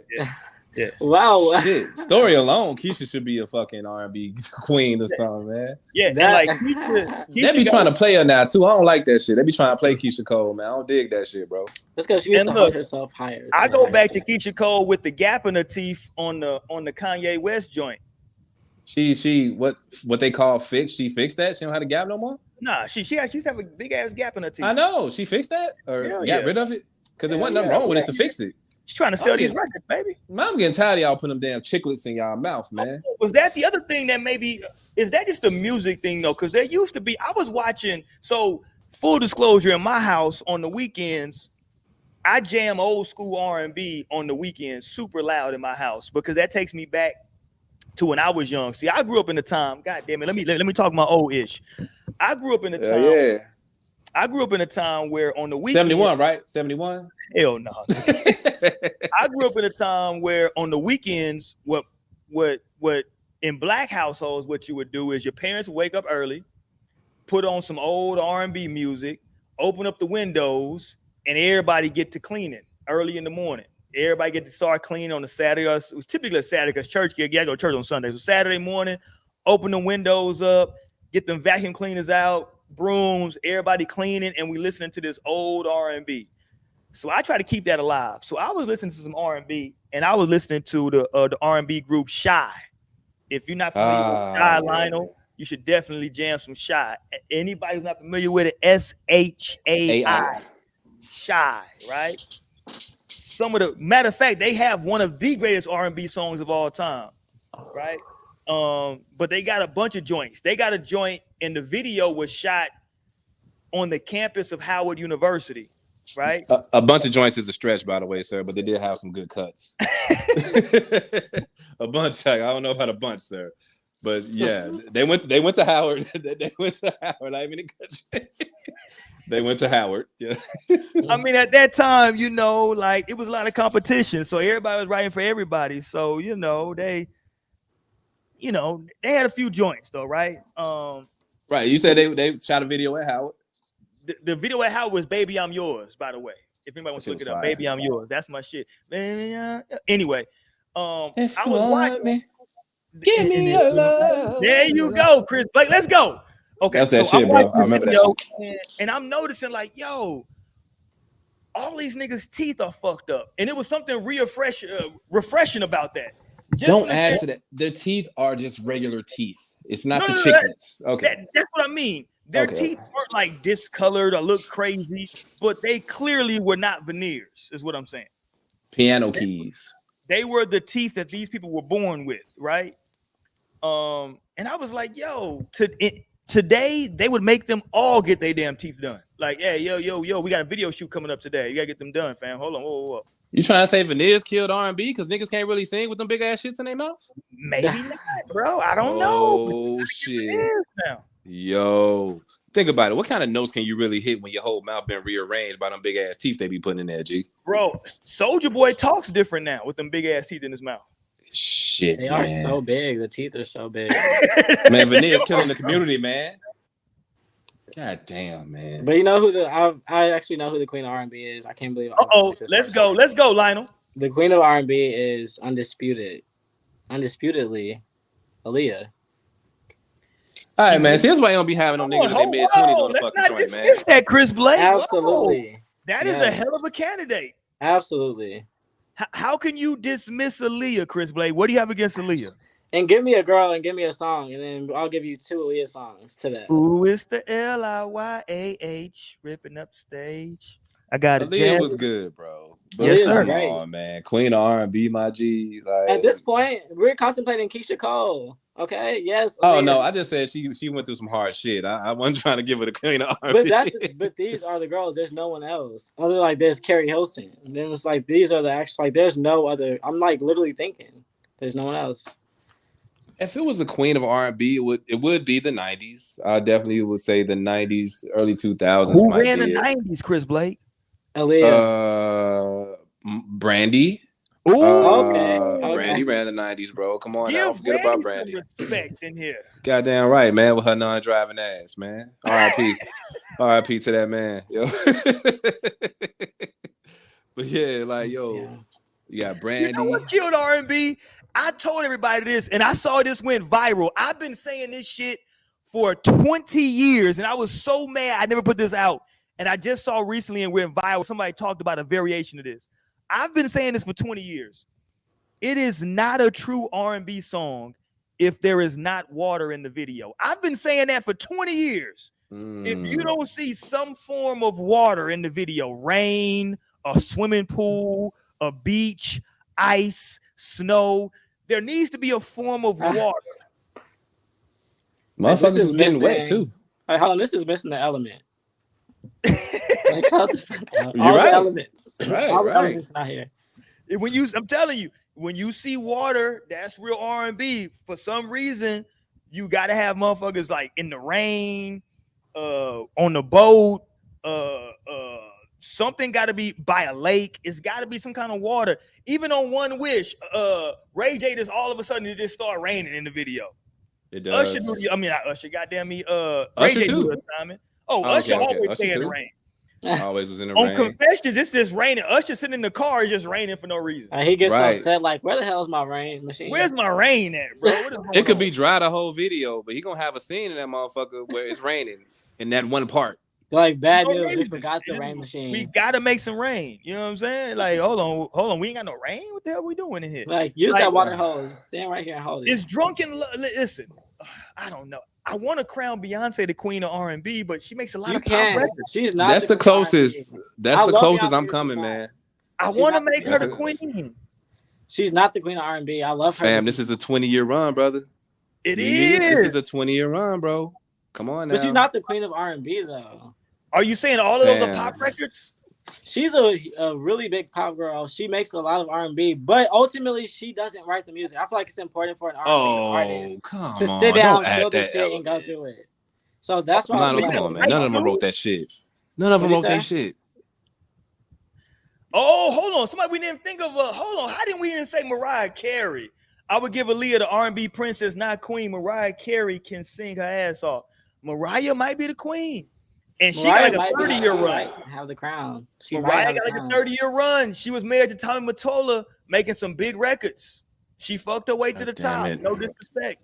Fam, Mariah Carey's not the queen of R&B. Oh, you just dismissed that so simply. How'd you do No, that? not. I How would can give you it to Beyonce before I give it to Mariah. Why You know what I'm so? saying?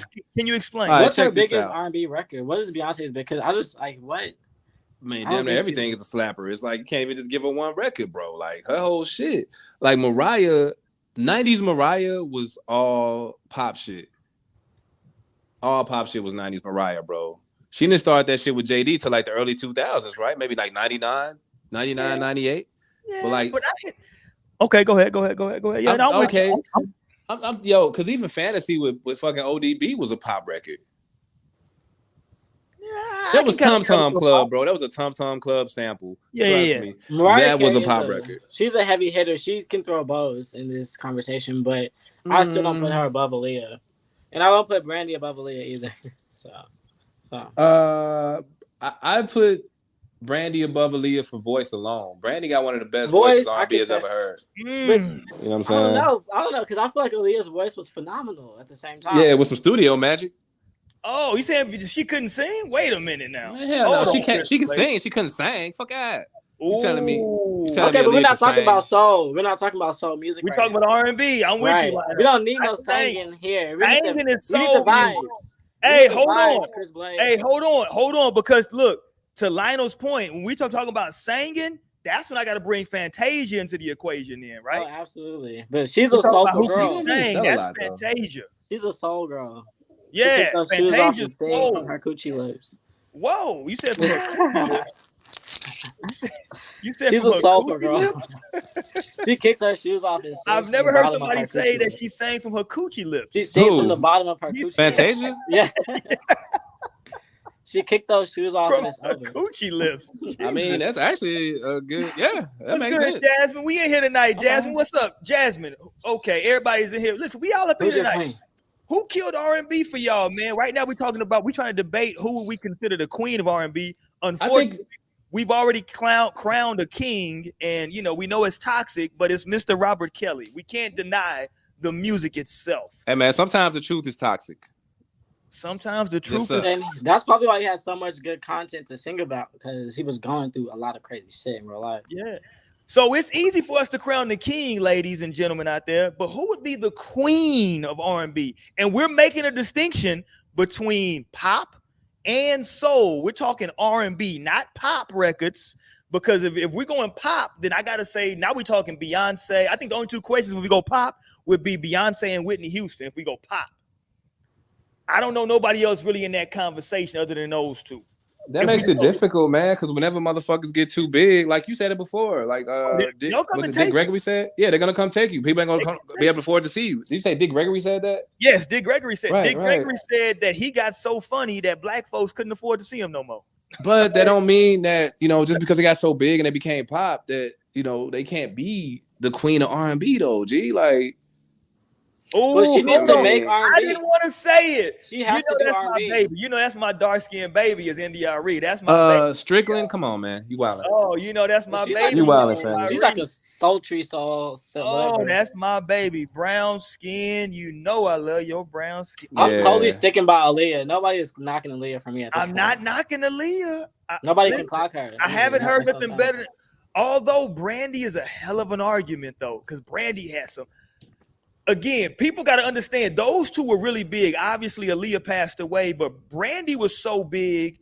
Huge, bro. They let Brandy play Cinderella. People don't understand how big that was at the time when that shit came out. Right.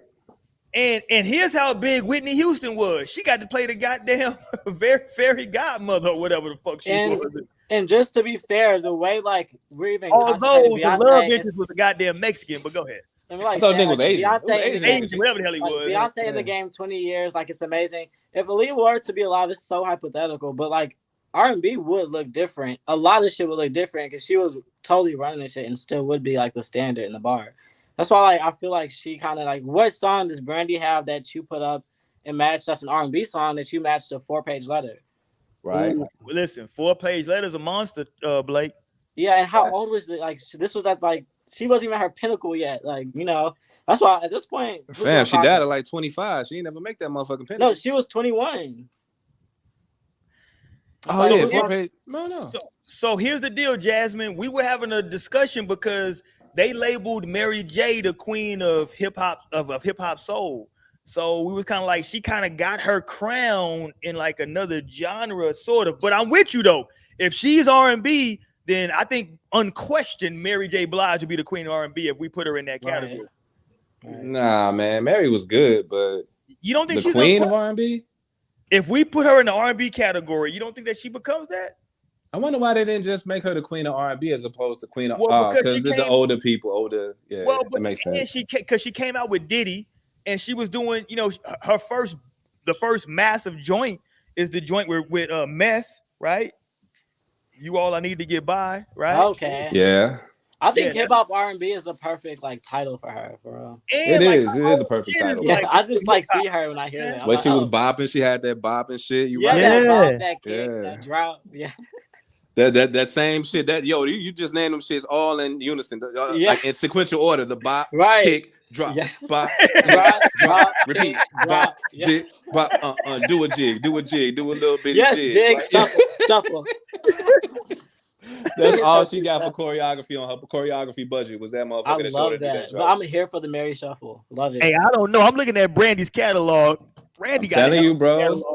Dude, I'm telling you, bro. Name some songs. Okay, the boy. Well, I want to be down, sitting up in my room. Have you ever? Up in my room. There you go, Blake. Back here thinking about you. Okay, missing you. She was talking about Fredro Starr. Doesn't count. What'd you say? Okay, but we didn't talk about because when I see the boy is mine, does Monica Monica get no recognition? No, she's in the game, but she's not fighting for the title. Nah. Okay. If we're gonna talk about Aaliyah and Brandy, Monica, not really. Respect, that's not enough. It's not about content, my friend. She only got three albums. That's not enough. You're not gonna clock her because she was killed. Excuse her. If it's not about content, sir, what is it about? It's about quality. That's what I'm saying. That's what I'm saying. Friends. Okay, Courtney Jackson. Who? If you said influence, I could get at you. I don't care how many albums they have. Who has a song? Who's gonna clock 4-page letter? Who's gonna clock Rock the Boat? Who's gonna clock her shit? Listen, I remember the first time I heard 4-page letter when she's talking in that like. Man, that shit was so fucking hard, bro. She's ultimately so fly. She's a flyer. She just floats. In that song, it's like she's not even singing. It's more like she's just talking to you because she's like, "Yo, I was too shy, so I decided to write. I'm writing you a 4-page letter, and I enclosed it with a kiss. Because when I write down, that shit was hard. And then she said, "This niggas wasn't even typing at the time," and she said, "Baby, don't type." That shit was hard. Turn my music up. Get up a little more. Time. Turn it up a little bit more. No, okay. It's just like, I don't know. I feel like she actually is the queen at this point. I mean, I feel you, man, but no. She was fucking with R. Kelly for a long time. That's crazy. Mary J. Blige with Clock Aaliyah, respectfully. But who said right? Listen, I'm with you. If we put Mariah, if we put Mary J in that R&B category, it's a problem from everybody. But she's not. She's not in that. Shorty was asking who set the bar. Like, who was the bar for these women? I think Aaliyah's. I told y'all my favorite R&B singer of all time is Anita Baker, but that's way back in the day. I'm going back to the 80s for y'all. That's because if who set the bar is like vocally in the 90s, because I don't even really consider the 2000s R&B singers, even though we had what do you call it, Fantasia in the 2000s. Right. But in the 90s, that's when like it was at its peak of like voice and shit like that. And like, who set the bar for these women? Because she would ultimately be in the 90s. You get what's with her deep voice ass? What's her name? She messed with Tony Braxton. Tony Braxton. Tony Braxton. Don't sleep on Tony Braxton. Tony Braxton had a run. A lot of bangers from Tony Braxton in the 90s, fam. But she's not the queen for me though. I really only know one song. No, she wouldn't be the queen, but she's one of them ones in the 90s that was like the bar. She could have been the bar. Yeah, I still think I don't know. I don't know, man. It was just so many voices. You're saying Aaliyah is the queen of R&B, and you just leaving it at that. Yeah. So it's only you and Drake that say that bullshit. So Drake and Lionel thinks Aaliyah. Hey, I'm with you. Look, so Jasmine jumping in. She's talking groups now. We talked about groups. Let me run through this. She said Escape. Maybe it was the groups that are the queen. Listen, I'm with you. Okay, so let me back up. We got a lot of people that just joined us. So let me back up and just recap for just a second. We were talking about who killed R&B. I broke it down essentially into 4 categories. And I'm sorry to the ladies in the chat that have recently joined us. Number 1, I believe that it was the destruction of the R&B groups, male and female. I think they went to all these R&B singers and the lead singers and told them how much money they can make. I think that was the first thing that caused the downfall of R&B. Number 2, on my list, this is just my list, I blame black women because I believe that there was a point in which black women were more infatuated with the hip hop, dancing, shake your ass songs over the R&B. And then that leads me to number 3, which is the white executives for these companies who said, oh, that's the shit you like? Well, then that's what we pushing, which ultimately leads me to number 4, which are these starving artists who said, yo, I want to present my art. I don't want it watered down. I'm going to be independent. Well, you can reach a lot of people independently, like maybe 30,000. That's a lot of people, and you can make a good living. But if you sign with a major, they're going to promote you, push you out there to millions and flood it with you. And we don't get that anymore. Because a lot of people are now telling me, oh, no, it's good R&B. And they naming me like they cousin and shit. And I'm like, well, hold on. Like, I don't know you. Hold on. Here go Jasmine. Jasmine, funny as it. Jasmine said, no, I blame men. Men used to be singing love songs to women. Now we listen to Future. No. You don't. No. Don't blame me because you listen to Future. Nobody told you listen to Future. Know, man, for the first time in my life, I disagreed with black woman slander. And that was when you spoke about black women being to blame. Oh, I got to blame them. This is one time I got to disagree with black women. It's not their fault on this one. Just this one, maybe. I'm just fucking around. R&B but died, like, yeah. Started whispering over. Listen, here's my deal. Because when I look up, historically, who is R&B geared toward? Think about your favorite R&B songs. Most of them are women-centric. It's a woman talking about how you should love this man, or she's telling an experience. Most of the male R&B songs are talking about how I want to be with you, I love you, I just want to touch you. If I can just look. She talking about Brent Faiyaz. What was the challenge we just had a couple years ago? And he just came out. Shout out to Tevin Campbell. Tevin Campbell said, I just want to know your name. You know what I'm saying? Can we talk for a minute? I just want to know your name. Hey, can we be real? Like, who did Tevin think he was fooling all these years? I don't know. That was everybody knew. Like, I don't think, yeah. Shout out to him for living his truth finally, I guess. I mean, but yeah. Yeah, I'm glad that he's happy now, but the rest of us kind of knew Tevin. I'm sorry, bro. Right, but that motherfucker was one of the best R&B voices ever. Bro, listen, Can We Talk? That shit is timeless. Bro, the vocals in that shit can't be matched today. Name me somebody in the last 30, 40 years that can match those vocals, bro. And that's what I mean when I talk about R&B, because that's what R&B is over like this hip-hop soul, this hip-hop R&B shit. Can We Talk? He's not saying, I want to take you down. He's not saying I want to F you. He's not saying he just wanted her name. He's saying, yo, you know what I'm saying? That's all I want to know is, can I just know your name? You know what I'm saying? Or even it's funny because the song, what's the group from Waco, Texas? Oh wow. It's a group from Waco, Texas. I'm like, talking about David caressing him. High five from Waco, Dude, Texas. No, I like the way. That's the song I'm going with.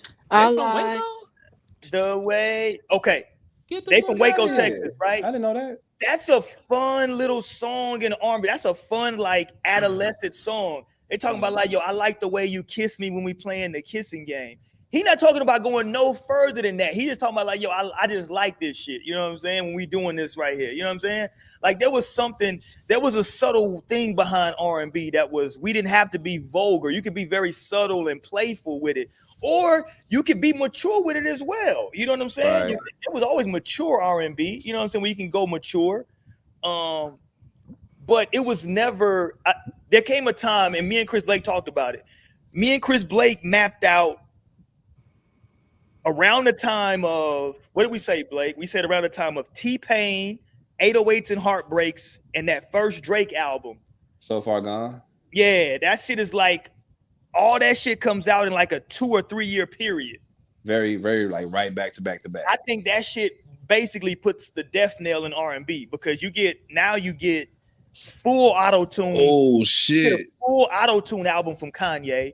You already had T-Pain singing in auto-tune, some fire tracks that everybody was grooving and dancing to in the club. Fam, you gotta give me my auto-tune killed it, bro. Auto-tune put the T-Pain came out before the 808s and Heartbreaks, which yes, he did. T-Pain, yeah. Then the 808s and Heartbreaks came out, and then the Drake shit came out. The reason why I know Drake shit came afterwards, because one of the songs in 808s and Heartbreaks, he used a sample of it. So auto-tune killed R&B. Can we get that on the books? Out of everything we've said, I think it definitely killed it. I think it definitely put the last nail in the coffin. It's making sense. It's hard to agree to that, but it makes a lot of sense. It wasn't on life support prior to like auto-tune. I can't say T-Pain because I'm not gonna put he just fucking liked what he did. I ain't gonna blame him. And I feel like he's super sensitive to the fact that everyone says that he. To hell with T-Pain. That was T-Pain was just doing him, man. He just chose that. Okay, hold on. Auto-tune though. Let's stop for this second because Jasmine said, "What's the difference between R&B and soul?" I think you named it, Jasmine, because you brought up India Arie and you brought up Fantasia. Those are soul singers. Those singers would be different from. See, y'all getting a little bit too technical now. She right. Like it's really no big difference, dude. I think Fantasia and India Arie. Well, there's always been different genres because, like when me and you were growing up, Blake, there was a thing called neo soul. That was record label bullshit, fam. I'm telling you, that was a thing. I know. Neo soul. That don't even exist no more, right? But that was a thing, neo soul. They like. There's always been like different. When I hear India Arie, when I hear Fantasia, I think real old Southern soul music. I think they could be in my church choir singing to me. Every record is not every record, and so some shit you can't put into words. So every record is not made with soul, doesn't have the intention to be like made to make you feel a certain way.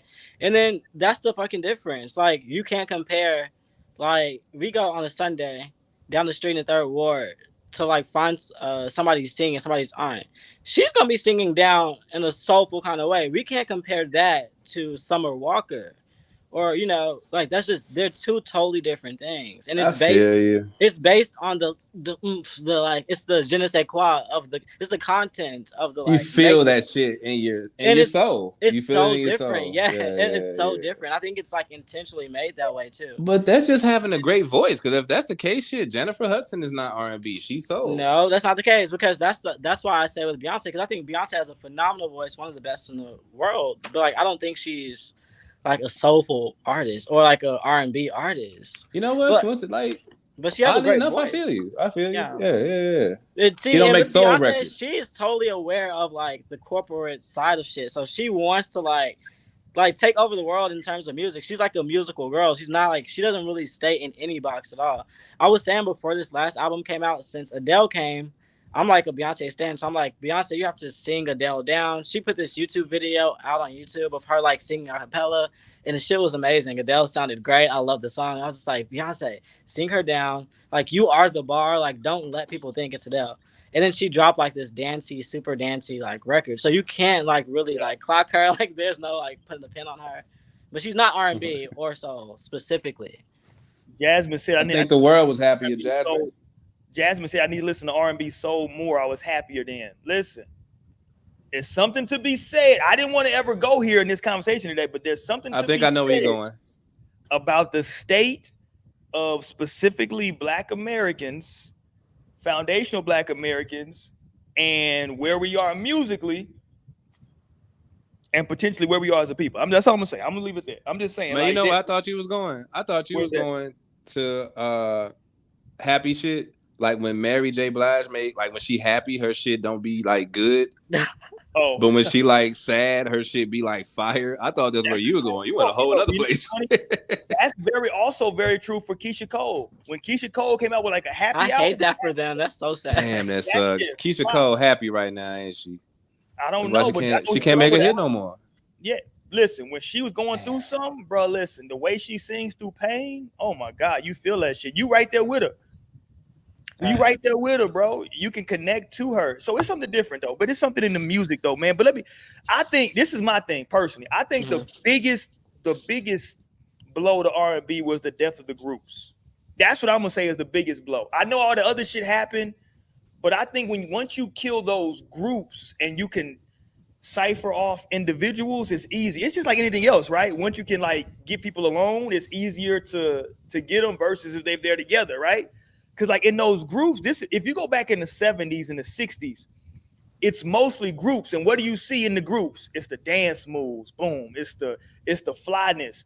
And even in the 80s and the 90s, with the groups, with the female groups or the male groups, it was something for everybody in the groups. Because not everybody likes the way everybody looks. Believe it or not, it's some people that prefer Michelle over Beyonce. Michelle over Beyonce. It's some people that Kelly over. It's some people that prefer Kelly over Beyonce, right? Yeah, nobody preferred Michelle. Go ahead. I'm sorry. Sir. I did. I'm sorry, sir. I like Michelle. I'm just saying. I like her verses. Her verses slapped. It's just something in there for everybody. When you had these male R&B groups, you know what I'm saying? You had something for everybody in these groups. You know what I'm saying? You had, you know what I'm saying? Like when you go to I don't know, Jagged Edge, you know, although, well, two of the niggas are twins, so maybe that's a bad example.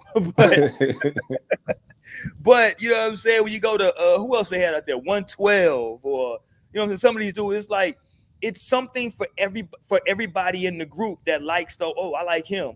He my favorite. You know what I'm saying? And so, you know, you didn't have to have just Usher up there singing or just Chris Brown singing or just this, you know what I'm saying? It was a variety of people. And so once you break up those groups, because listen, even the Jackson 5, everybody knew Michael was the star, but there were girls still throwing panties at Tito. Damn right. Used to fuck up his bass play. Joe had to whip his ass later because he had the panties fuck up his strings and shit like that. You know what I'm saying? Like, nigga, you keep playing that goddamn guitar, even if the panties is caught up in it. You know what I'm saying? He was in that motherfucker. And look, like I know Notorious B.I.G. talked shit about the group Escape, but you know what I'm saying? Like, it was some people out there that liked the group Escape. What was the big line about Escape that he said? Fuck Big. He ain't got no. He had the last motherfucker call somebody ugly. But what did he say? That dude. I believe he said he would fuck RuPaul before he fucked one of them. He said he would RuPaul before he would have sex with one of the girls from Escape. That's tough. So Biggie was the first gay rapper? No, come on now. Come on, man. I mean, that ain't his first sus line. He had another sus. He did. You know the other one. It was Richard Pryor, but still, you don't repeat that shit. He said he would suck her daddy's member. Because she looked that good. Yeah, that's tough. Wow, that's crazy. Okay, so who do y'all think? Okay, hold on. Let me see what Jasmine said. Hold on. Jasmine, I'm sorry. I'm behind Jasmine. Jasmine said, facts. People don't like happy music. That's why Pharrell's song was annoying. That made Pharrell a lot of money, though. She also made like black people don't like happy music. Feel good. Yeah. Listen. Okay, Lionel. Okay, that's how I was going to go. Is it a part of the black experience, though, that we connect with that pain? Is that something that's just encoded in our DNA? I feel like that's kind of a thing that's being sold, and like black people are just buying it. Because I actually don't like that kind of music. Like, not that I don't like it, but I'm not gonna listen to that. Like, I don't want that mood and that vibe. Like, I would much rather You be in a talking? space with Hold on. So somebody. what you talking? I just want to be clear. What I'm talking about is like music that's talking about heartbreak. Is what I'm talking Okay. about. Okay. Yeah, that's what I'm talking about. I'm just talking about just like heartbreak, because like when I hear Keisha Cole say that when she's belting out love, never knew what I was meant, Right. or when I hear Mary J. Blige sing, I'm going down because you ain't around. You know what I'm saying? Yo, ain't no classic happy R&B albums, my G. The classic R&B albums are all sad and heartbreak. Well, R&B is rhythm and blues. So And the blues, blues is the blues. Blues is, right? yeah. But listen though, I think you need that shit though, bro. Listen, Oh, you do? Yeah. You need to hear about somebody that went through something that now you going through. You can put that record on and just be like, man, let me listen to such and such, man. You know what I'm saying? That's taking me up out of this place where I am now. You know what I'm saying? Like when I first heard Drew Hill, it's a happier song, but the song, what's the song? Is it a Drew Hill song or is it a Cisco song? Somebody sleeping in my bed? No, the Cisco song. They got cheated on. Incomplete. That's a Cisco song, right? Oh yeah. It's I think that's Drew Hill. Without you, girl, my life is incomplete. Yeah, but That's Drew Hill. without you, you know what I'm saying, my life is incomplete. Like that's a crucial fucking song. You know what I'm saying? Or even when I loved R&B when you would get a male and female on a track together. This is going back to Marvin Gaye and Tammy Terrell. God damn it, you know what I'm saying? I'm going way back. Donny Hathaway and Roberta Flack. Come on now. You know what I'm saying? Where's the love? Now. RL and Deborah Cox. How did you get here? How long have you been here? No. What's the song? To just act like we never were. To come around and not show hurt. How dare we agree about shaking hands? We can't be friends if we can't be lovers. Listen, that's a crucial song if you're going through a breakup, because he's saying, yo, we can't be friends because I'm still in love with you. That's how you talk. See, that's the thing. Let's go here before we wrap up for the night. That's the difference between R&B and these pissant little rappers. And I got to go there because R&B, when I was growing up, I'm a man of a certain age. That's how we learned how to talk to women, was through R&B. This is where you get some game from. When that nigga said, yo, we can't be friends, that's game. I'm saying that respect. I'm not saying like you trying to game somebody. I'm just saying, no, he's saying, yo, I can't be friends with you, lady, because I'm still in love with you. Like respectfully, I can't be your friend because I'm still in love with you.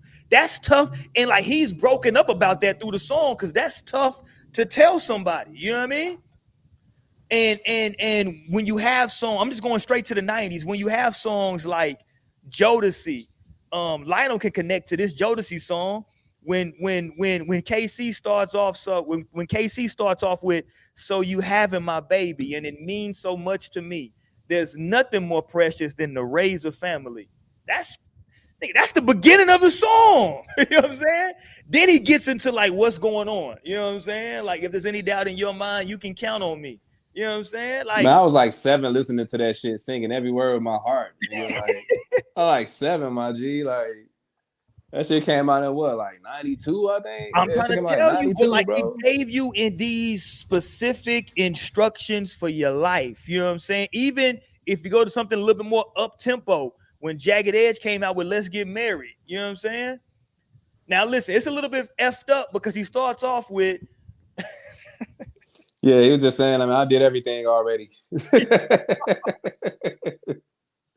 He starts off telling her, hey, listen, I've done it all. Yeah, I've had my fun, man. You know what I'm saying? That doesn't know, hey, that's the truth. But yeah, that's life. That's reality. It's the truth. But he's like, yo, now I want to come home to you and only you. That's all I want to do. Let's just get married. You know what I'm saying? I just want to get married. Meet me at the altar in that all-white dress. We ain't getting no younger, girl. We might as well do it. You know what I'm saying? That's such a beautiful, vulnerable thing to go through, like say. Right. I just want to get married. Like, you know what I'm saying? I just want to get married, man. That's just it. Let's just get married. You know, this ain't none of them niggas married, though. You know, listen, man. I never said that they was living their truth. R&B dudes was lying in their bars too. I never said they was living their truth. They was trying to sell that record, okay? Nah, I fuck with it. you don't sell this record. But I don't know. That's the thing I wanted to push. That like there was a okay. He said Incomplete was a Cisco. I was okay. Yeah, because in Incomplete he has Lisa Ray in the video. That's when Lisa Ray was. Yeah, that's when Lisa Ray was a. Lisa Ray was our Pam Grier. She was. Ooh, that's a hell of a. She was, bro. She was our Pam Grier. Lisa Ray. Oh my lord! Listen, Lisa Ray. Oh, okay. Oh, but even let me get a lady some love. I gotta give. I gotta give I gotta get a lady some love because the first time, and I know it was a remake, but the first time I heard In Vogue singing, giving him something he can feel. I was like, oh Lord, I want a woman to feel like that about me. In Vogue is a really good group. Like they can really sing. Super good. Yeah. A couple of them tried to go solo. It didn't work out too well though. I love the song from the soundtrack of Set It Off. That What's It Gonna Be joint. I love that. Yeah, that shit was good, man. That's the shit. What's it gonna be? Such a good song. Yeah. Don Robinson had a good cut too, called Wherever You Are. Yes, sir. I'm gonna smoke to that song tonight. Oh, so he said that's a good damn. He said, "I'm gonna smoke." What song you gonna smoke to tonight, Lionel? The In Vogue song. What's it gonna? I wonder what comparison he talking about. What comparison? And I'm gonna be on that song. I'm also gonna play Temptation from R. Kelly. Is that the name of that song from the Players Club scene? I don't know. Oh no, wait. Temperatures Rising. Yes, sir. It seems like you're ready.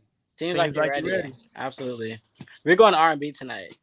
Man, I'm telling you, listen. When you were coming to my time, that was the thing you had to have. Like, I don't know if you could have intercourse. It's actually sad, right? You couldn't have intercourse relations with a girl if you didn't have a mixtape or a mix CD playing in the background. You couldn't even get it popping. Right. And I've heard word on the street on porn now. They're actually listening to rap records and fucking. That's what I'm hearing that they're doing these days.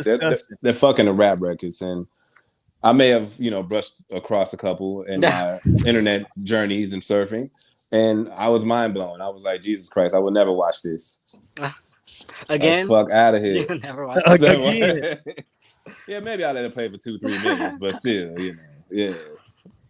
That's some sad shit, man. Yeah, we just in a different, and now we got a generation growing up, right? That like that's all they know. You know what I mean? That's the thing. Like we got a generation of people growing up to where like that's what they know as that type of music. Lisa Ray and Pam. Oh, he's talking about Lisa Ray and Pam Grier. Yeah. That's Lisa Ray was our Pam Grier. I'm gonna agree with that. Listen, when that Players Club came out, Lord have mercy. Well, she was our Pam Grier, absolutely. She can't act for nothing, but not at all. I feel like the acting was great. But let's be honest here. Foxy Brown wasn't goddamn winning no Oscars no time soon. But none of those exploitation actors could act though, really. Nah, it was the whole shtick. Like just like, yo, find a pretty face, a pretty motherfucker, and throw them on something. What about that scene that Ebony got raped at Junior's party tonight, and you left her there, didn't you? Like she really sold it in that scene. Oh man, yeah. Wasn't that Adele Givens? Who was the person she was? That was Adele. You know, I love that person Givens, as well. I never knew who that was, but I love her. The girl that had the blonde hair that played Trixie. The tall one. I don't know her name. I never seen her in anything else. I know. That's why. Like, what happened to her? Yeah, some shit must have went wrong, man. Cause she was never in anything else. Lisa Ray got a few more parts, but Shorty never got any more parts. Hey, let me tell you some. I'm just going through some female groups, women groups from the '90s and some hit records. Listen, if y'all get some time, man, y'all gotta listen to SWV, Weak in the Knees. Right. Y'all gotta listen to that SWV, Love Will Be Right Here. That joint got the Michael Jackson sample. What a concept! Love Will Be Right Here, right? One of my favorite joints as well is TLC Red Light Special. That's when you finna get it popping with your queen. Love that song. Or your king, down to the LGBTQ. But that was a good one. When you finna get it popping, you throwing that Red Light Special. Because she said, take a good look at it. Look at it now. This might be the last time you have a go round. I'll let you touch it if you like to go down. I'll let you go further if you take the southern route. Nigga, you know what you got to do. It's time to go to work. They were so vague with their descriptions, man. That shit was very incognito. That made it better. That made it more sensual. Because it's like, it did. She could have came out and said, nigga, eat the box. That's what they would say now. Yeah. They would have a hook like eat the box, eat the box, eat the box. You know what I'm saying? That would be the hook right now. You know what I'm saying? But I don't like this. This is sad. This started off like funny and happy, but it's also symbolic of the decline. Like you said, I'm seeing it now. It's a decline, right? It really is. It's symbolic of the decline. But listen though, to your point though, we had freaky records, but even the freaky records today would be tame. Adina Howard would be somewhat tame today. Oh yeah, for sure. You only heard that shit in the club too. You ain't hear that shit on the radio though. And my nigga, and right, that shit was. T-shirt in my panties was all clubs. That's a record that was really word of mouth. You had to really be out and about to hear T-shirt and panties. Oh, wow. Yeah, that shit was not played on the radio. That's how a motherfucker knew you went to teen night when I was nigga. Like, yo, that bitch is up at the teen night joint, man. Nigga said she 16 said, and younger. Like, how you know this song? She said, and you ain't got to worry about my clothes because I got my T-shirt and my panties on. Oh, yeah, they was playing that shit at teen night. Now that I think about it, them DJs was perverts, nigga. That's like one of the best songs Chopped and Screwed ever.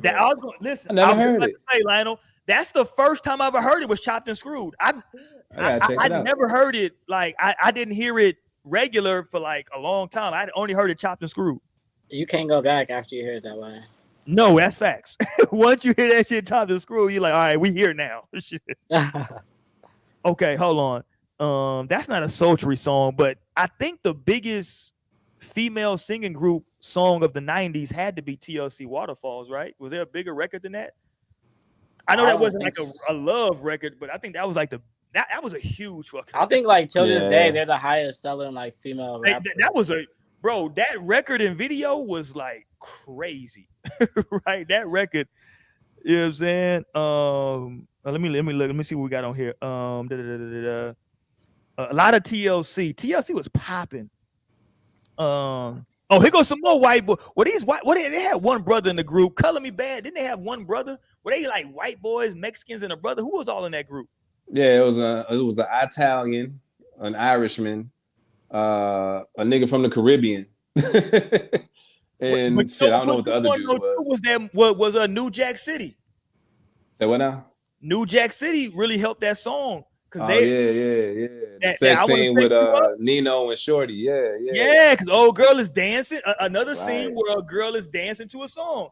She's dancing to I Want to Sex You Up. Solo. She's dancing I Want to Sex You Up. God damn, man. There's so many things that killed this shit. The internet killed it because you can't have no more solos because the solo in a movie to an R&B song don't mean shit no more. Mm-hmm. That's not a moment anymore. It's nothing no more, dude. So... damn, dude, the internet and fucking auto-tune. I'm telling you, actually, auto-tune over everything. That's how I feel about it. You taking auto-tune over everything. Auto-tune over everything, bro. Because that's the only way them rappers snuck in with they stink-ass lyrics. You know what I'm saying? And, you know, singing like a motherfucker without actually being able to sing. Said bring back ringtones. Man, it's certain shit you can't even bring back. A ringtone's dead forever. Might be it. I knew a lot of niggas that had Kiss Me Through. I mean, not niggas, but I knew a lot of girls that had Kiss Me Through the phone as their ringtone when that shit came out. Hey, dudes who get girls had them back then because that's what girls liked. Yeah, you have your what the fuck is my ringtone was like somebody saying some crazy shit. I ain't never had no song, but that Kiss Me Through the phone was popular though, because that was a hard ass beat too when it came with that little beat. Hell yeah, right. And it was kind of like digital, like do. Yeah.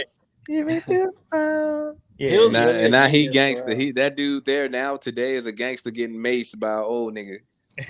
That's what he grew up to be. Damn, man. You my future wifey, soldier boy.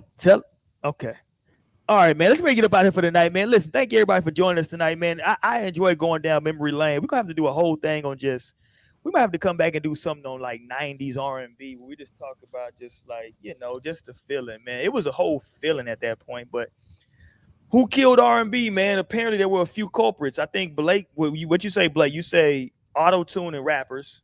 What say I say auto-tune. I say more so auto-tune. Auto-tune is your one. What say you, Lionel? I say Chris Brown. Chris Brown. That's what you say. You said Chris Brown. I said it was the death of the groups. Once people no, you said black woman, nigga. Cut it out. Oh, I said black woman. This nigga was so serious about that intro. He didn't even play the intro music tonight. I went straight in. I tell you who I blame. And listen, I love, on this show, I always defend black women. But man, once black women started accepting the foolishness, listen, when black women fell in love with Snoop Dogg and lost their goddamn mind. Hold up, sir. I gotta debunk that. Let's the go. great Chris Rock made a good joke about that. Remember when he was like, women to go to the club, listen to bitch hole, all that shit. And then you'd be like, damn, do you hear this? And they'd be like, he not talking to me. So they still would listen to that ratchet shit, but they knew how to differentiate that from them, and then would go listen to the R&B shit too. But then it became a time in which the people making the record said, well, this bitch hoe shit sells more. This is all we're going to put out to y'all. And y'all keep buying it, so forget Keith Sweat. It took a while, though. It took a little while. Listen, it was a long while. It's been a while. Auto-tune came in. It took 10 years to take over this shit. Listen, it's been a while. I know that's a white boy, but whatever. That shit was hard too. Funny shit, right? I was at TSU, my first year at TSU. Whoa. You're talking about Tennessee State University. That's not TSU, sir. Oh my God, this motherfucker here, TSU, man. Okay, you're right. It's not TSU, it's the real TSU. How about that? The real. I was at the real TSU. I didn't know you went to TSU. That's my first year of college, man. I went to TSU, man. It was funny too because I had like white roommates. Tennessee State. Go ahead. Yeah. I had white roommates at Tennessee State, fool. That was some weird shit. White roommates. On that TSU, but go ahead. And then realize this: they get minority scholarships. Oh wow. Yeah, I was getting woke mad early, nigga. I was like, "You got a scholarship here?" Yeah, a minority scholarship. I was like, "Motherfucker!" One of them niggas didn't even make it to the first class. He was out of that motherfucker before classes start. I was like, "I knew you weren't gonna make it." Yeah. Oh wow. Okay. Yeah, the real Tennessee State is the HBCU, man. Historically black college. Well, they listen to R&B still, sir. Anyway, though. Was the white boy's name Jamal? What's his name? Jamal. Oh, hell no, man. Niggas one name. Okay, go I only remember one of them niggas' name. But anyway, though, at TSU, and I would listen to shit like that in the dorm room in Watson Hall. Stain. And niggas like, okay, so the second semester I had a black roommate. So niggas would ask my roommate, like, yo, what the fuck is up with your roommate, man? He was listening to that rock shit again. Like, I would listen, but that shit was my shit, Stained, because that album had dropped, I think, maybe a year or two before I went to college. But that still was my shit, bro. I used to bang that shit. It's been a while. They had another joint. I can't take it another night. Man, my bad. They had some hot shit, though. Listen, I believe rock music is dead. Oh, rock music? Dude, rap killed a lot. Rap is a very... It has really bad energy, but that's some badass strong energy, bro. Dude, that shit killed rock. It killed singing. It killed everything. I thought it was dope when they had the whole Jay-Z Linkin Park collab, right? Yeah. And then I realized that these niggas want to be rappers. Like, I'm like, hold on now. Like, they have some hip hop shit. That's another album I would listen to in my dorm room. I love Linkin Park shit, but I never really looked at them as rappers until then. I was like, then it clicked. Like, okay, yeah, these niggas are kind of rapping. You know what I'm saying? Yeah. Like, shit, okay. But really, the rappers start saying we're the rock stars, and they just kicked them to the car and they said we're the new rock stars in this bitch. Hey, I'm with shout out to Jasmine. You a real one. 80s and 90s rock. That shit is listen. 90s rock music, bro. Listen, my cousin came from Cali and put me up on a bunch of rock, and I was like, oh shit, this shit go hard. Definitely Red Hot Chili Peppers, right? Man, listen, I was on all every one of them. Bro. I'm gonna tell you what's funny. I was in a damn I was in HEB the other day and they started playing some Aerosmith and I was like, this shit jamming in this motherfucker. I was looking around like this shit going bad. We going up in here tonight. You know what's funny about them? Like a lot of people like didn't know at that time in the 90s, me included in the 90s. I didn't know that they were like big in the 70s. Yeah, bro, they were old as fuck in the 90s. Yeah. They were already old in the 90s. Yeah. Like they were like, I didn't know that though. Yeah, they were already was mad. They had like 3 careers, bro. Yeah. You know what I'm saying? All of them won by drugs and alcohol. Each one of the careers. Yeah, like that was, but like that's where the rock star shit came from, though, right? Sex, drugs, and rock and roll. Right. Right. And the rappers are the rock stars. They dying on pills and weed, lean and shit. They dying on that shit. Not weed, but yeah. Bro. But like, I wish this generation could experience that grunge rock era. There was, bro, listen, that grunge rock shit. Listen, bro, I can't even describe to you like how that went, bro. Like you had to just kind of be there. You know what I'm saying? Like that was a thing. It was just had to kind of be present for it. motherfucking Nirvana, Soundgarden, Pearl Jam, Alice in Chains. Come on. Bro, them motherfuckers had some heat, man. They had some real heat. I had a couple plaid shirts. I'm gonna tell you what's funny. I won with Jordans though. I ain't getting no Chucks. So I thought Chucks was like wild whack and shit back then. I had my oldest in here last weekend. She was wild. Like she was listening to like a bunch. I was listening to like a bunch of old late 90s, mid or straight 90s rock. Mm-hmm. And I played Loser, and she was like, "Yo, what is this song?" Beck. And she was like, "What is going on right now?" I'm a loser, baby. So why don't you kill me? She was listening. She was looking around like, "What's going on right now?" I'm like, "Yo, oh god, I know that was too. That was like so far out of her PC brain. Yeah, like all the kids are like, she was like, "Yo, this correct. is wrong." I'm like, "Oh my god." I would have to put her out, this is a time in music where like we were all listening to that, man. Like at that time, like 92,000, we were listening to R&B, hip hop, rock, grunge. Everybody though was listening to that. Black, white, Mexican. Everybody was listening to all of that. All of that shit was like starting to intertwine. Yep. Shout out to hip hop because hip hop is the last one standing. You know what I'm saying? Out of all that shit. But like at that time, all of that shit was going in a cycle, bro. And it was all hidden. You know what I'm saying? Like, I know they made fun of it on what's the movie? White Chicks. But when that Making My Way Downtown shit first came out, that was a big fucking record, bro. That was a huge record, bro. Everybody knew that record. Everybody knew that record, man. Fucking record, bro. You know what I'm saying? Shit, man. What's the chick that sing It's Like Rain on Your Wedding Day? What's her name? Alanis Morissette. She had some big records, bro. That motherfucking Jagged Little Pill. Big record. Like, this is when like MTV was really playing. I think videos really helped all of this music. Video killed the radio star. Remember that shit? Video killed. Yeah, that shit really did. Because like these videos gave you a depiction of quote unquote the artist's vision. You know what I'm saying? Of like, you know what I'm saying? Like, I remember the first time seeing a video for what's the goddamn song for Inner Sandman? Inner Sandman, yeah. Metallica? Metallica, there you go. Yeah. The first time seeing that video scared the shit out of me. I was like, yo. You're like, oh wow, they're actually evil. We're crazy. Oh, was that the 18-wheeler? They had the 18-wheeler driving like in the desert. Oh, it was some dark shit, bro. Yeah, it was 18-wheeler drive. It was some dark shit. Inner Sandman. Are you talking about the military joint? What they had to do in the military? He like got his legs blew off and shit? No. Are you talking about that one? Because that's a different one. That's a different one. Inner Sandman is the one where like you scared to go sleep with both eyes open. Yeah, that shit was like some whole like scary movie shit. That shit was ill, nigga. I'm looking that shit up now. But yeah, man, it was just so much music at that time, man. And then like things started, I don't know. White people gotta tell me how their music died. Maybe Taylor Swift killed rock. You know I don't know. Did Taylor Swift kill rock music? Who killed rock music, Blake? Think about this, man. Like, okay, in the early 2000s, more white kids started buying rap records. That's facts. No, not more. They were the one. The majority. Yes, right. They were the majority. Like late 90s, early 2000s. Like late 90s, this shit started just picking up. Yes. Maybe the mid 90s though. They've been buying them fucking records. They got on rap heavy, bro. Right, and that shit just kept rising and rising and rising to the point that shit.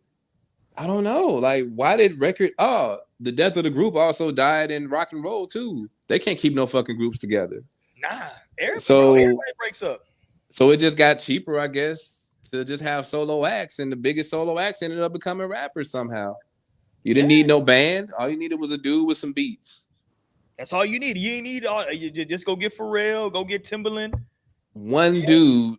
Because imagine all the drama with all that money, all the power, influence, and then trying to run a group and like everybody their egos. It's like, I'm gonna just do this shit over here. Man, record labels did damage control, and it was like, this is the cheapest music to make. That's what it was. Everybody consumes it, and it's the cheapest. It's a drum machine, and just pay the producer, and this motherfucker rapping. Like, we're gonna take all his royalties and publishing. We're gonna take that from him. Fuck him. I think he just cracked the code, Chris Blake. Damn, that's sad. That's how it killed everything. But did y'all see that they just like signed the artificial artist? Like, I feel like that's sad. It just came out that they just like took that shit back though. Oh, Oh, really? really? Well, Yes, good. Hopefully they saw the got so response. much.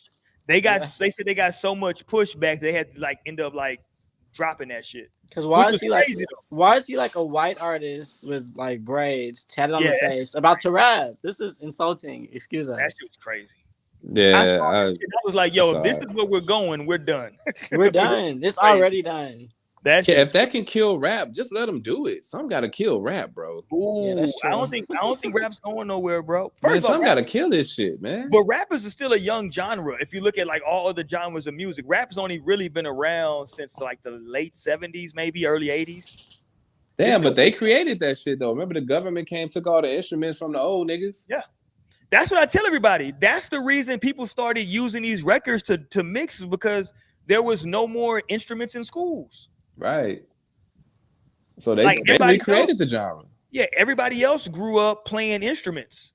All of a sudden, you take the instruments out of schools, people still have a yearning to like listen and play music, and they always say evolution finds a way. That was a quote from Jurassic Park.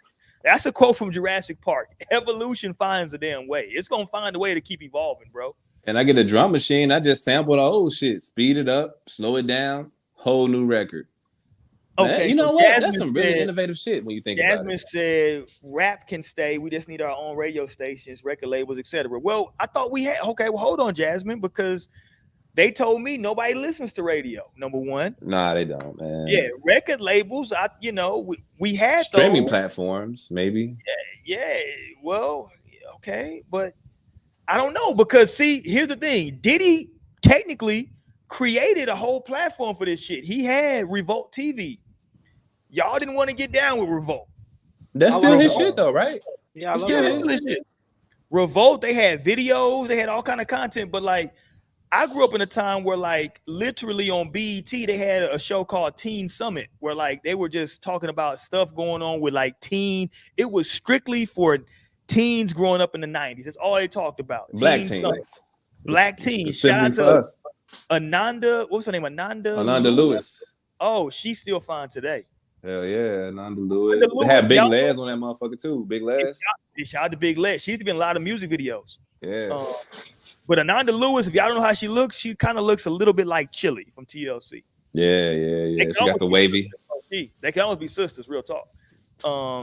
But yeah, man, I really go back to those 90s and just think back, man, coming home. I remember rushing home to watch MTV. And then I remember like in high school being able like trying to get home early to watch 106 in Park, because that became a thing. You know what I'm saying? Like 106 in Park was dope. Basically, once 106 in Park ended, a lot of shit went with it. You know what I'm saying? Yeah. Like all the videos left, basically. You know what I'm saying? Like now, I know people still make music videos now, but it don't hit the same, to be honest. You know what I'm saying? Like it don't hit the same, because you know this, Lionel. There was a whole countdown. Like this is what made Bow Wow, right? Was these videos? Is he Mr. 106 in Park? Mr. 106 in Park. The videos helped make the Chris Brown with the dancing and the give me that. Yeah, right. You know what I'm saying? They give me that. You know what I'm saying? Like there's no cultural hub anymore. That's a fact. And like that's important, man. When you don't have that epicenter that you can go to and like, okay, let me get all my spiel here today. We don't got that, man. And you know, there's the death of that shit, though, man. Listen, everybody's homework, and we're going to talk about this, I know, tomorrow night on tomorrow night's show for Wednesday. We're going to talk about this a little bit more. But everybody's homework, man, should be to go and listen to them some. You don't got to go too far. I don't want y'all to go too far back. I don't want to shock y'all system and take y'all to the 70s or the 80s. Yeah. Go as far back. You can go to the early 2000s or go to the 90s and listen to that R&B, and you'll get you a good fix. Listen to you some Keith Sweat. Well, no, Keith Sweat really couldn't sing. Go and get you some. I like Keith. I've seen. If you like Brent Fayez, you love Keith Sweat. Yeah, but go and get you some. Let me see. Go get you some Brian McKnight. He can really sing. Go and get you some of that. Oh, this anybody, man. Get you some groups. Let me promote groups. Get you some Jodeci. Get you some Boys to Men. Boys to Men. Oh, we ain't said nothing about Boys to Men. I did. I talked about with them with LL. Go get you some Boys to Men. They didn't break up. They kept it together. Go get you some En Vogue. Go get you some SWV. Go get you some Jade. Fucking Jade, man. You know what I'm saying? Go get some of that old R&B, man, and get them vibes. You know what I'm saying? And just really sit back and chill with it. You know what I'm saying? And I'm not disrespecting nothing that nobody makes today because, like I said, I like Summer Walker. I like her. You dig? I like some of that. I like a lot of that shit. I like what's the motherfucker I like? He acts a lot now. He was in the New Edition story. Luke James. I like some of Luke James's music. I don't know if he still makes music, but I don't think he still makes it, man. yeah, I like Luke James in terms of just a singer. I like Luke James. I forgot he made music. I like one of my favorite joints was the album from what's the nigga's name? Who made the Kaleidoscope album? Miguel. We love Miguel. Ooh, that shit is some fire. I love Kaleidoscope. That shit is. He don't make music R&B, no more. That shit is some fire. I like that. That's some Miguel's epic. Mm-hmm. I like that. Bro, they don't even know. They can't even make music no more. Like it take Tank. Like Tank talks about this stuff in depth. Yeah. I haven't heard most of them, but I heard that he really gets in depth about what happened, and he just dropped an album. Yeah, I'm listening to that right now. Man, this shit's sad, man. If there was a woman that I was to leave my wife for right now, it would be the chick that's a pansexual. What's her name? Because I know she done with all the shits. Janelle Monáe? Oh, Janelle Monáe. Yeah. That's I love me some Janelle Monáe. She looks like a doll, man. Like her face is just flawless. It's weird. Damn right, she's flawless, sir. It's weird, man. Yeah, I love me some Janelle Monáe. She seems like one of those geniuses though that like is just like such a genius that like it's like over the top eccentric. You know what I'm saying? It's like, you know, like goddamn, like just make music, goddamn it. You know what I'm saying? Yeah, she does. She got a lot of sauce on that shit. She had the Metropolis theme like for her first 2-3 albums. That shit was crazy. It's a lot. You know what I'm saying? Shit was good though, man. No, it shit's fire. Don't get it twisted. The shit's fire. But I like a lot of this shit. Even the shit. Who was the chick that made this shit? What's the joint about the chick that's drunk? Refill. What's the chick? What's her name? Oh, Elle Varner. Mm-hmm. Yeah, what the fuck happened to Elle Varner? Yeah, what happened to her? I like that Refill song. I don't know what happened to her. I used to love that song. That was my joint. Can I get a refill? I love that song. She had a feud with K. Michelle, and it's just after that, you never seen her again. You dig me? You know, but like, okay, just to put a bow on everything, right? I think R&B gives you a feeling. Like soul, you can feel that definitely, like when that's something different, because it talks to your spirit. But R&B puts you in a what it's supposed to do is whatever you're going through, because everybody experiences love, everybody experiences heartbreak, everybody experiences failure, everybody experiences success. And R&B should take you through, you be able to put something on to take you through those emotions. You know what I'm saying? Right. Somebody said maybe reality TV killed R&B. God damn, not reality. Damn. Please, who said that? That was so funny. Jasmine said reality TV. Jesus Christ. But I'm just saying, I think that like R&B is supposed to bring out that, like whatever emotion you feeling, man, it's supposed to bring that out, bro. So on that note, y'all make sure y'all join us tomorrow night. I'll be back. I'm on Mo Brown. I got to give a heavenly birthday shout out, man, to the Black Mamba, Kobe Bean Bryant. Kobe. Today would have been I think would have been his 44th birthday. Damn. So a happy heavenly birthday to Kobe. Rest in peace to his daughter Gigi. Shit still don't seem real, man. Tomorrow is 8/24, so you know I'm gonna rep Kobe again tomorrow, man. Repping that 8 and that 24 tomorrow, the day after his birthday. So yeah, man. I think this is apropos to talk about Kobe because you know this is something again. This aren't like I don't know. Although there are some rap songs that talk about losing somebody, man, but sometimes you just want to hear somebody just sing about it. You know what I'm saying? It's funny because there is one. I don't know if y'all. Wait a minute, fam. This is gonna be your queen now. Okay, let's go. Guess who Kobe took to the prom, nigga? Brandy. What more do we need? What up, Kobe Trail? took it to the prom. Kobe did take it to the prom. That's my word.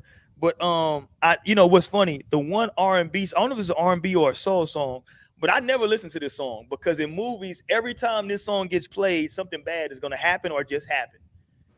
And that's the song I was born by the. Who sing the song of that song? I was born by the river. What's his name? Sam Cooke. Yeah, I can't listen to that. So I never listen to that song. My Yeah, wife somebody knows. got shot every time. Every time that song gets played in any movie, somebody just died or is about to die. So I love you, Sam Cooke, but I can't listen to that song, man. We need to have we needed somebody to remix that with somebody throwing some ass to it, so you can get it. They did, them little girls and fucking like young chicks. I was born by the river. I was shaking that ass, pussy popping, something. I was getting some cash. Hold on, I missed that. Hold on, what is this song? Yes, that shit was on. It was on Vine, man. The kids would come on. She was like, "I was born by the river, river. I was born by the river. I was drinking that ass, pussy popping, something. I was getting some cash." Yeah, that's dog. That shit was funny, dog. I was born by the river. I was shaking some ass. Hey, real, that's real talk, nigga. Whenever that Sam Cooke come on, man, I gotta turn that shit. That's some sad. That's shit, a deep bro. cut. Man, I can't listen to that, bro. I ain't gonna lie to you. All right, man. We up out here for tonight. Y'all tap in with us tomorrow night, man. We here 8:30 Central, man. Y'all tap in. We gonna get it in. Yes, sir. Tomorrow. We out. Peace.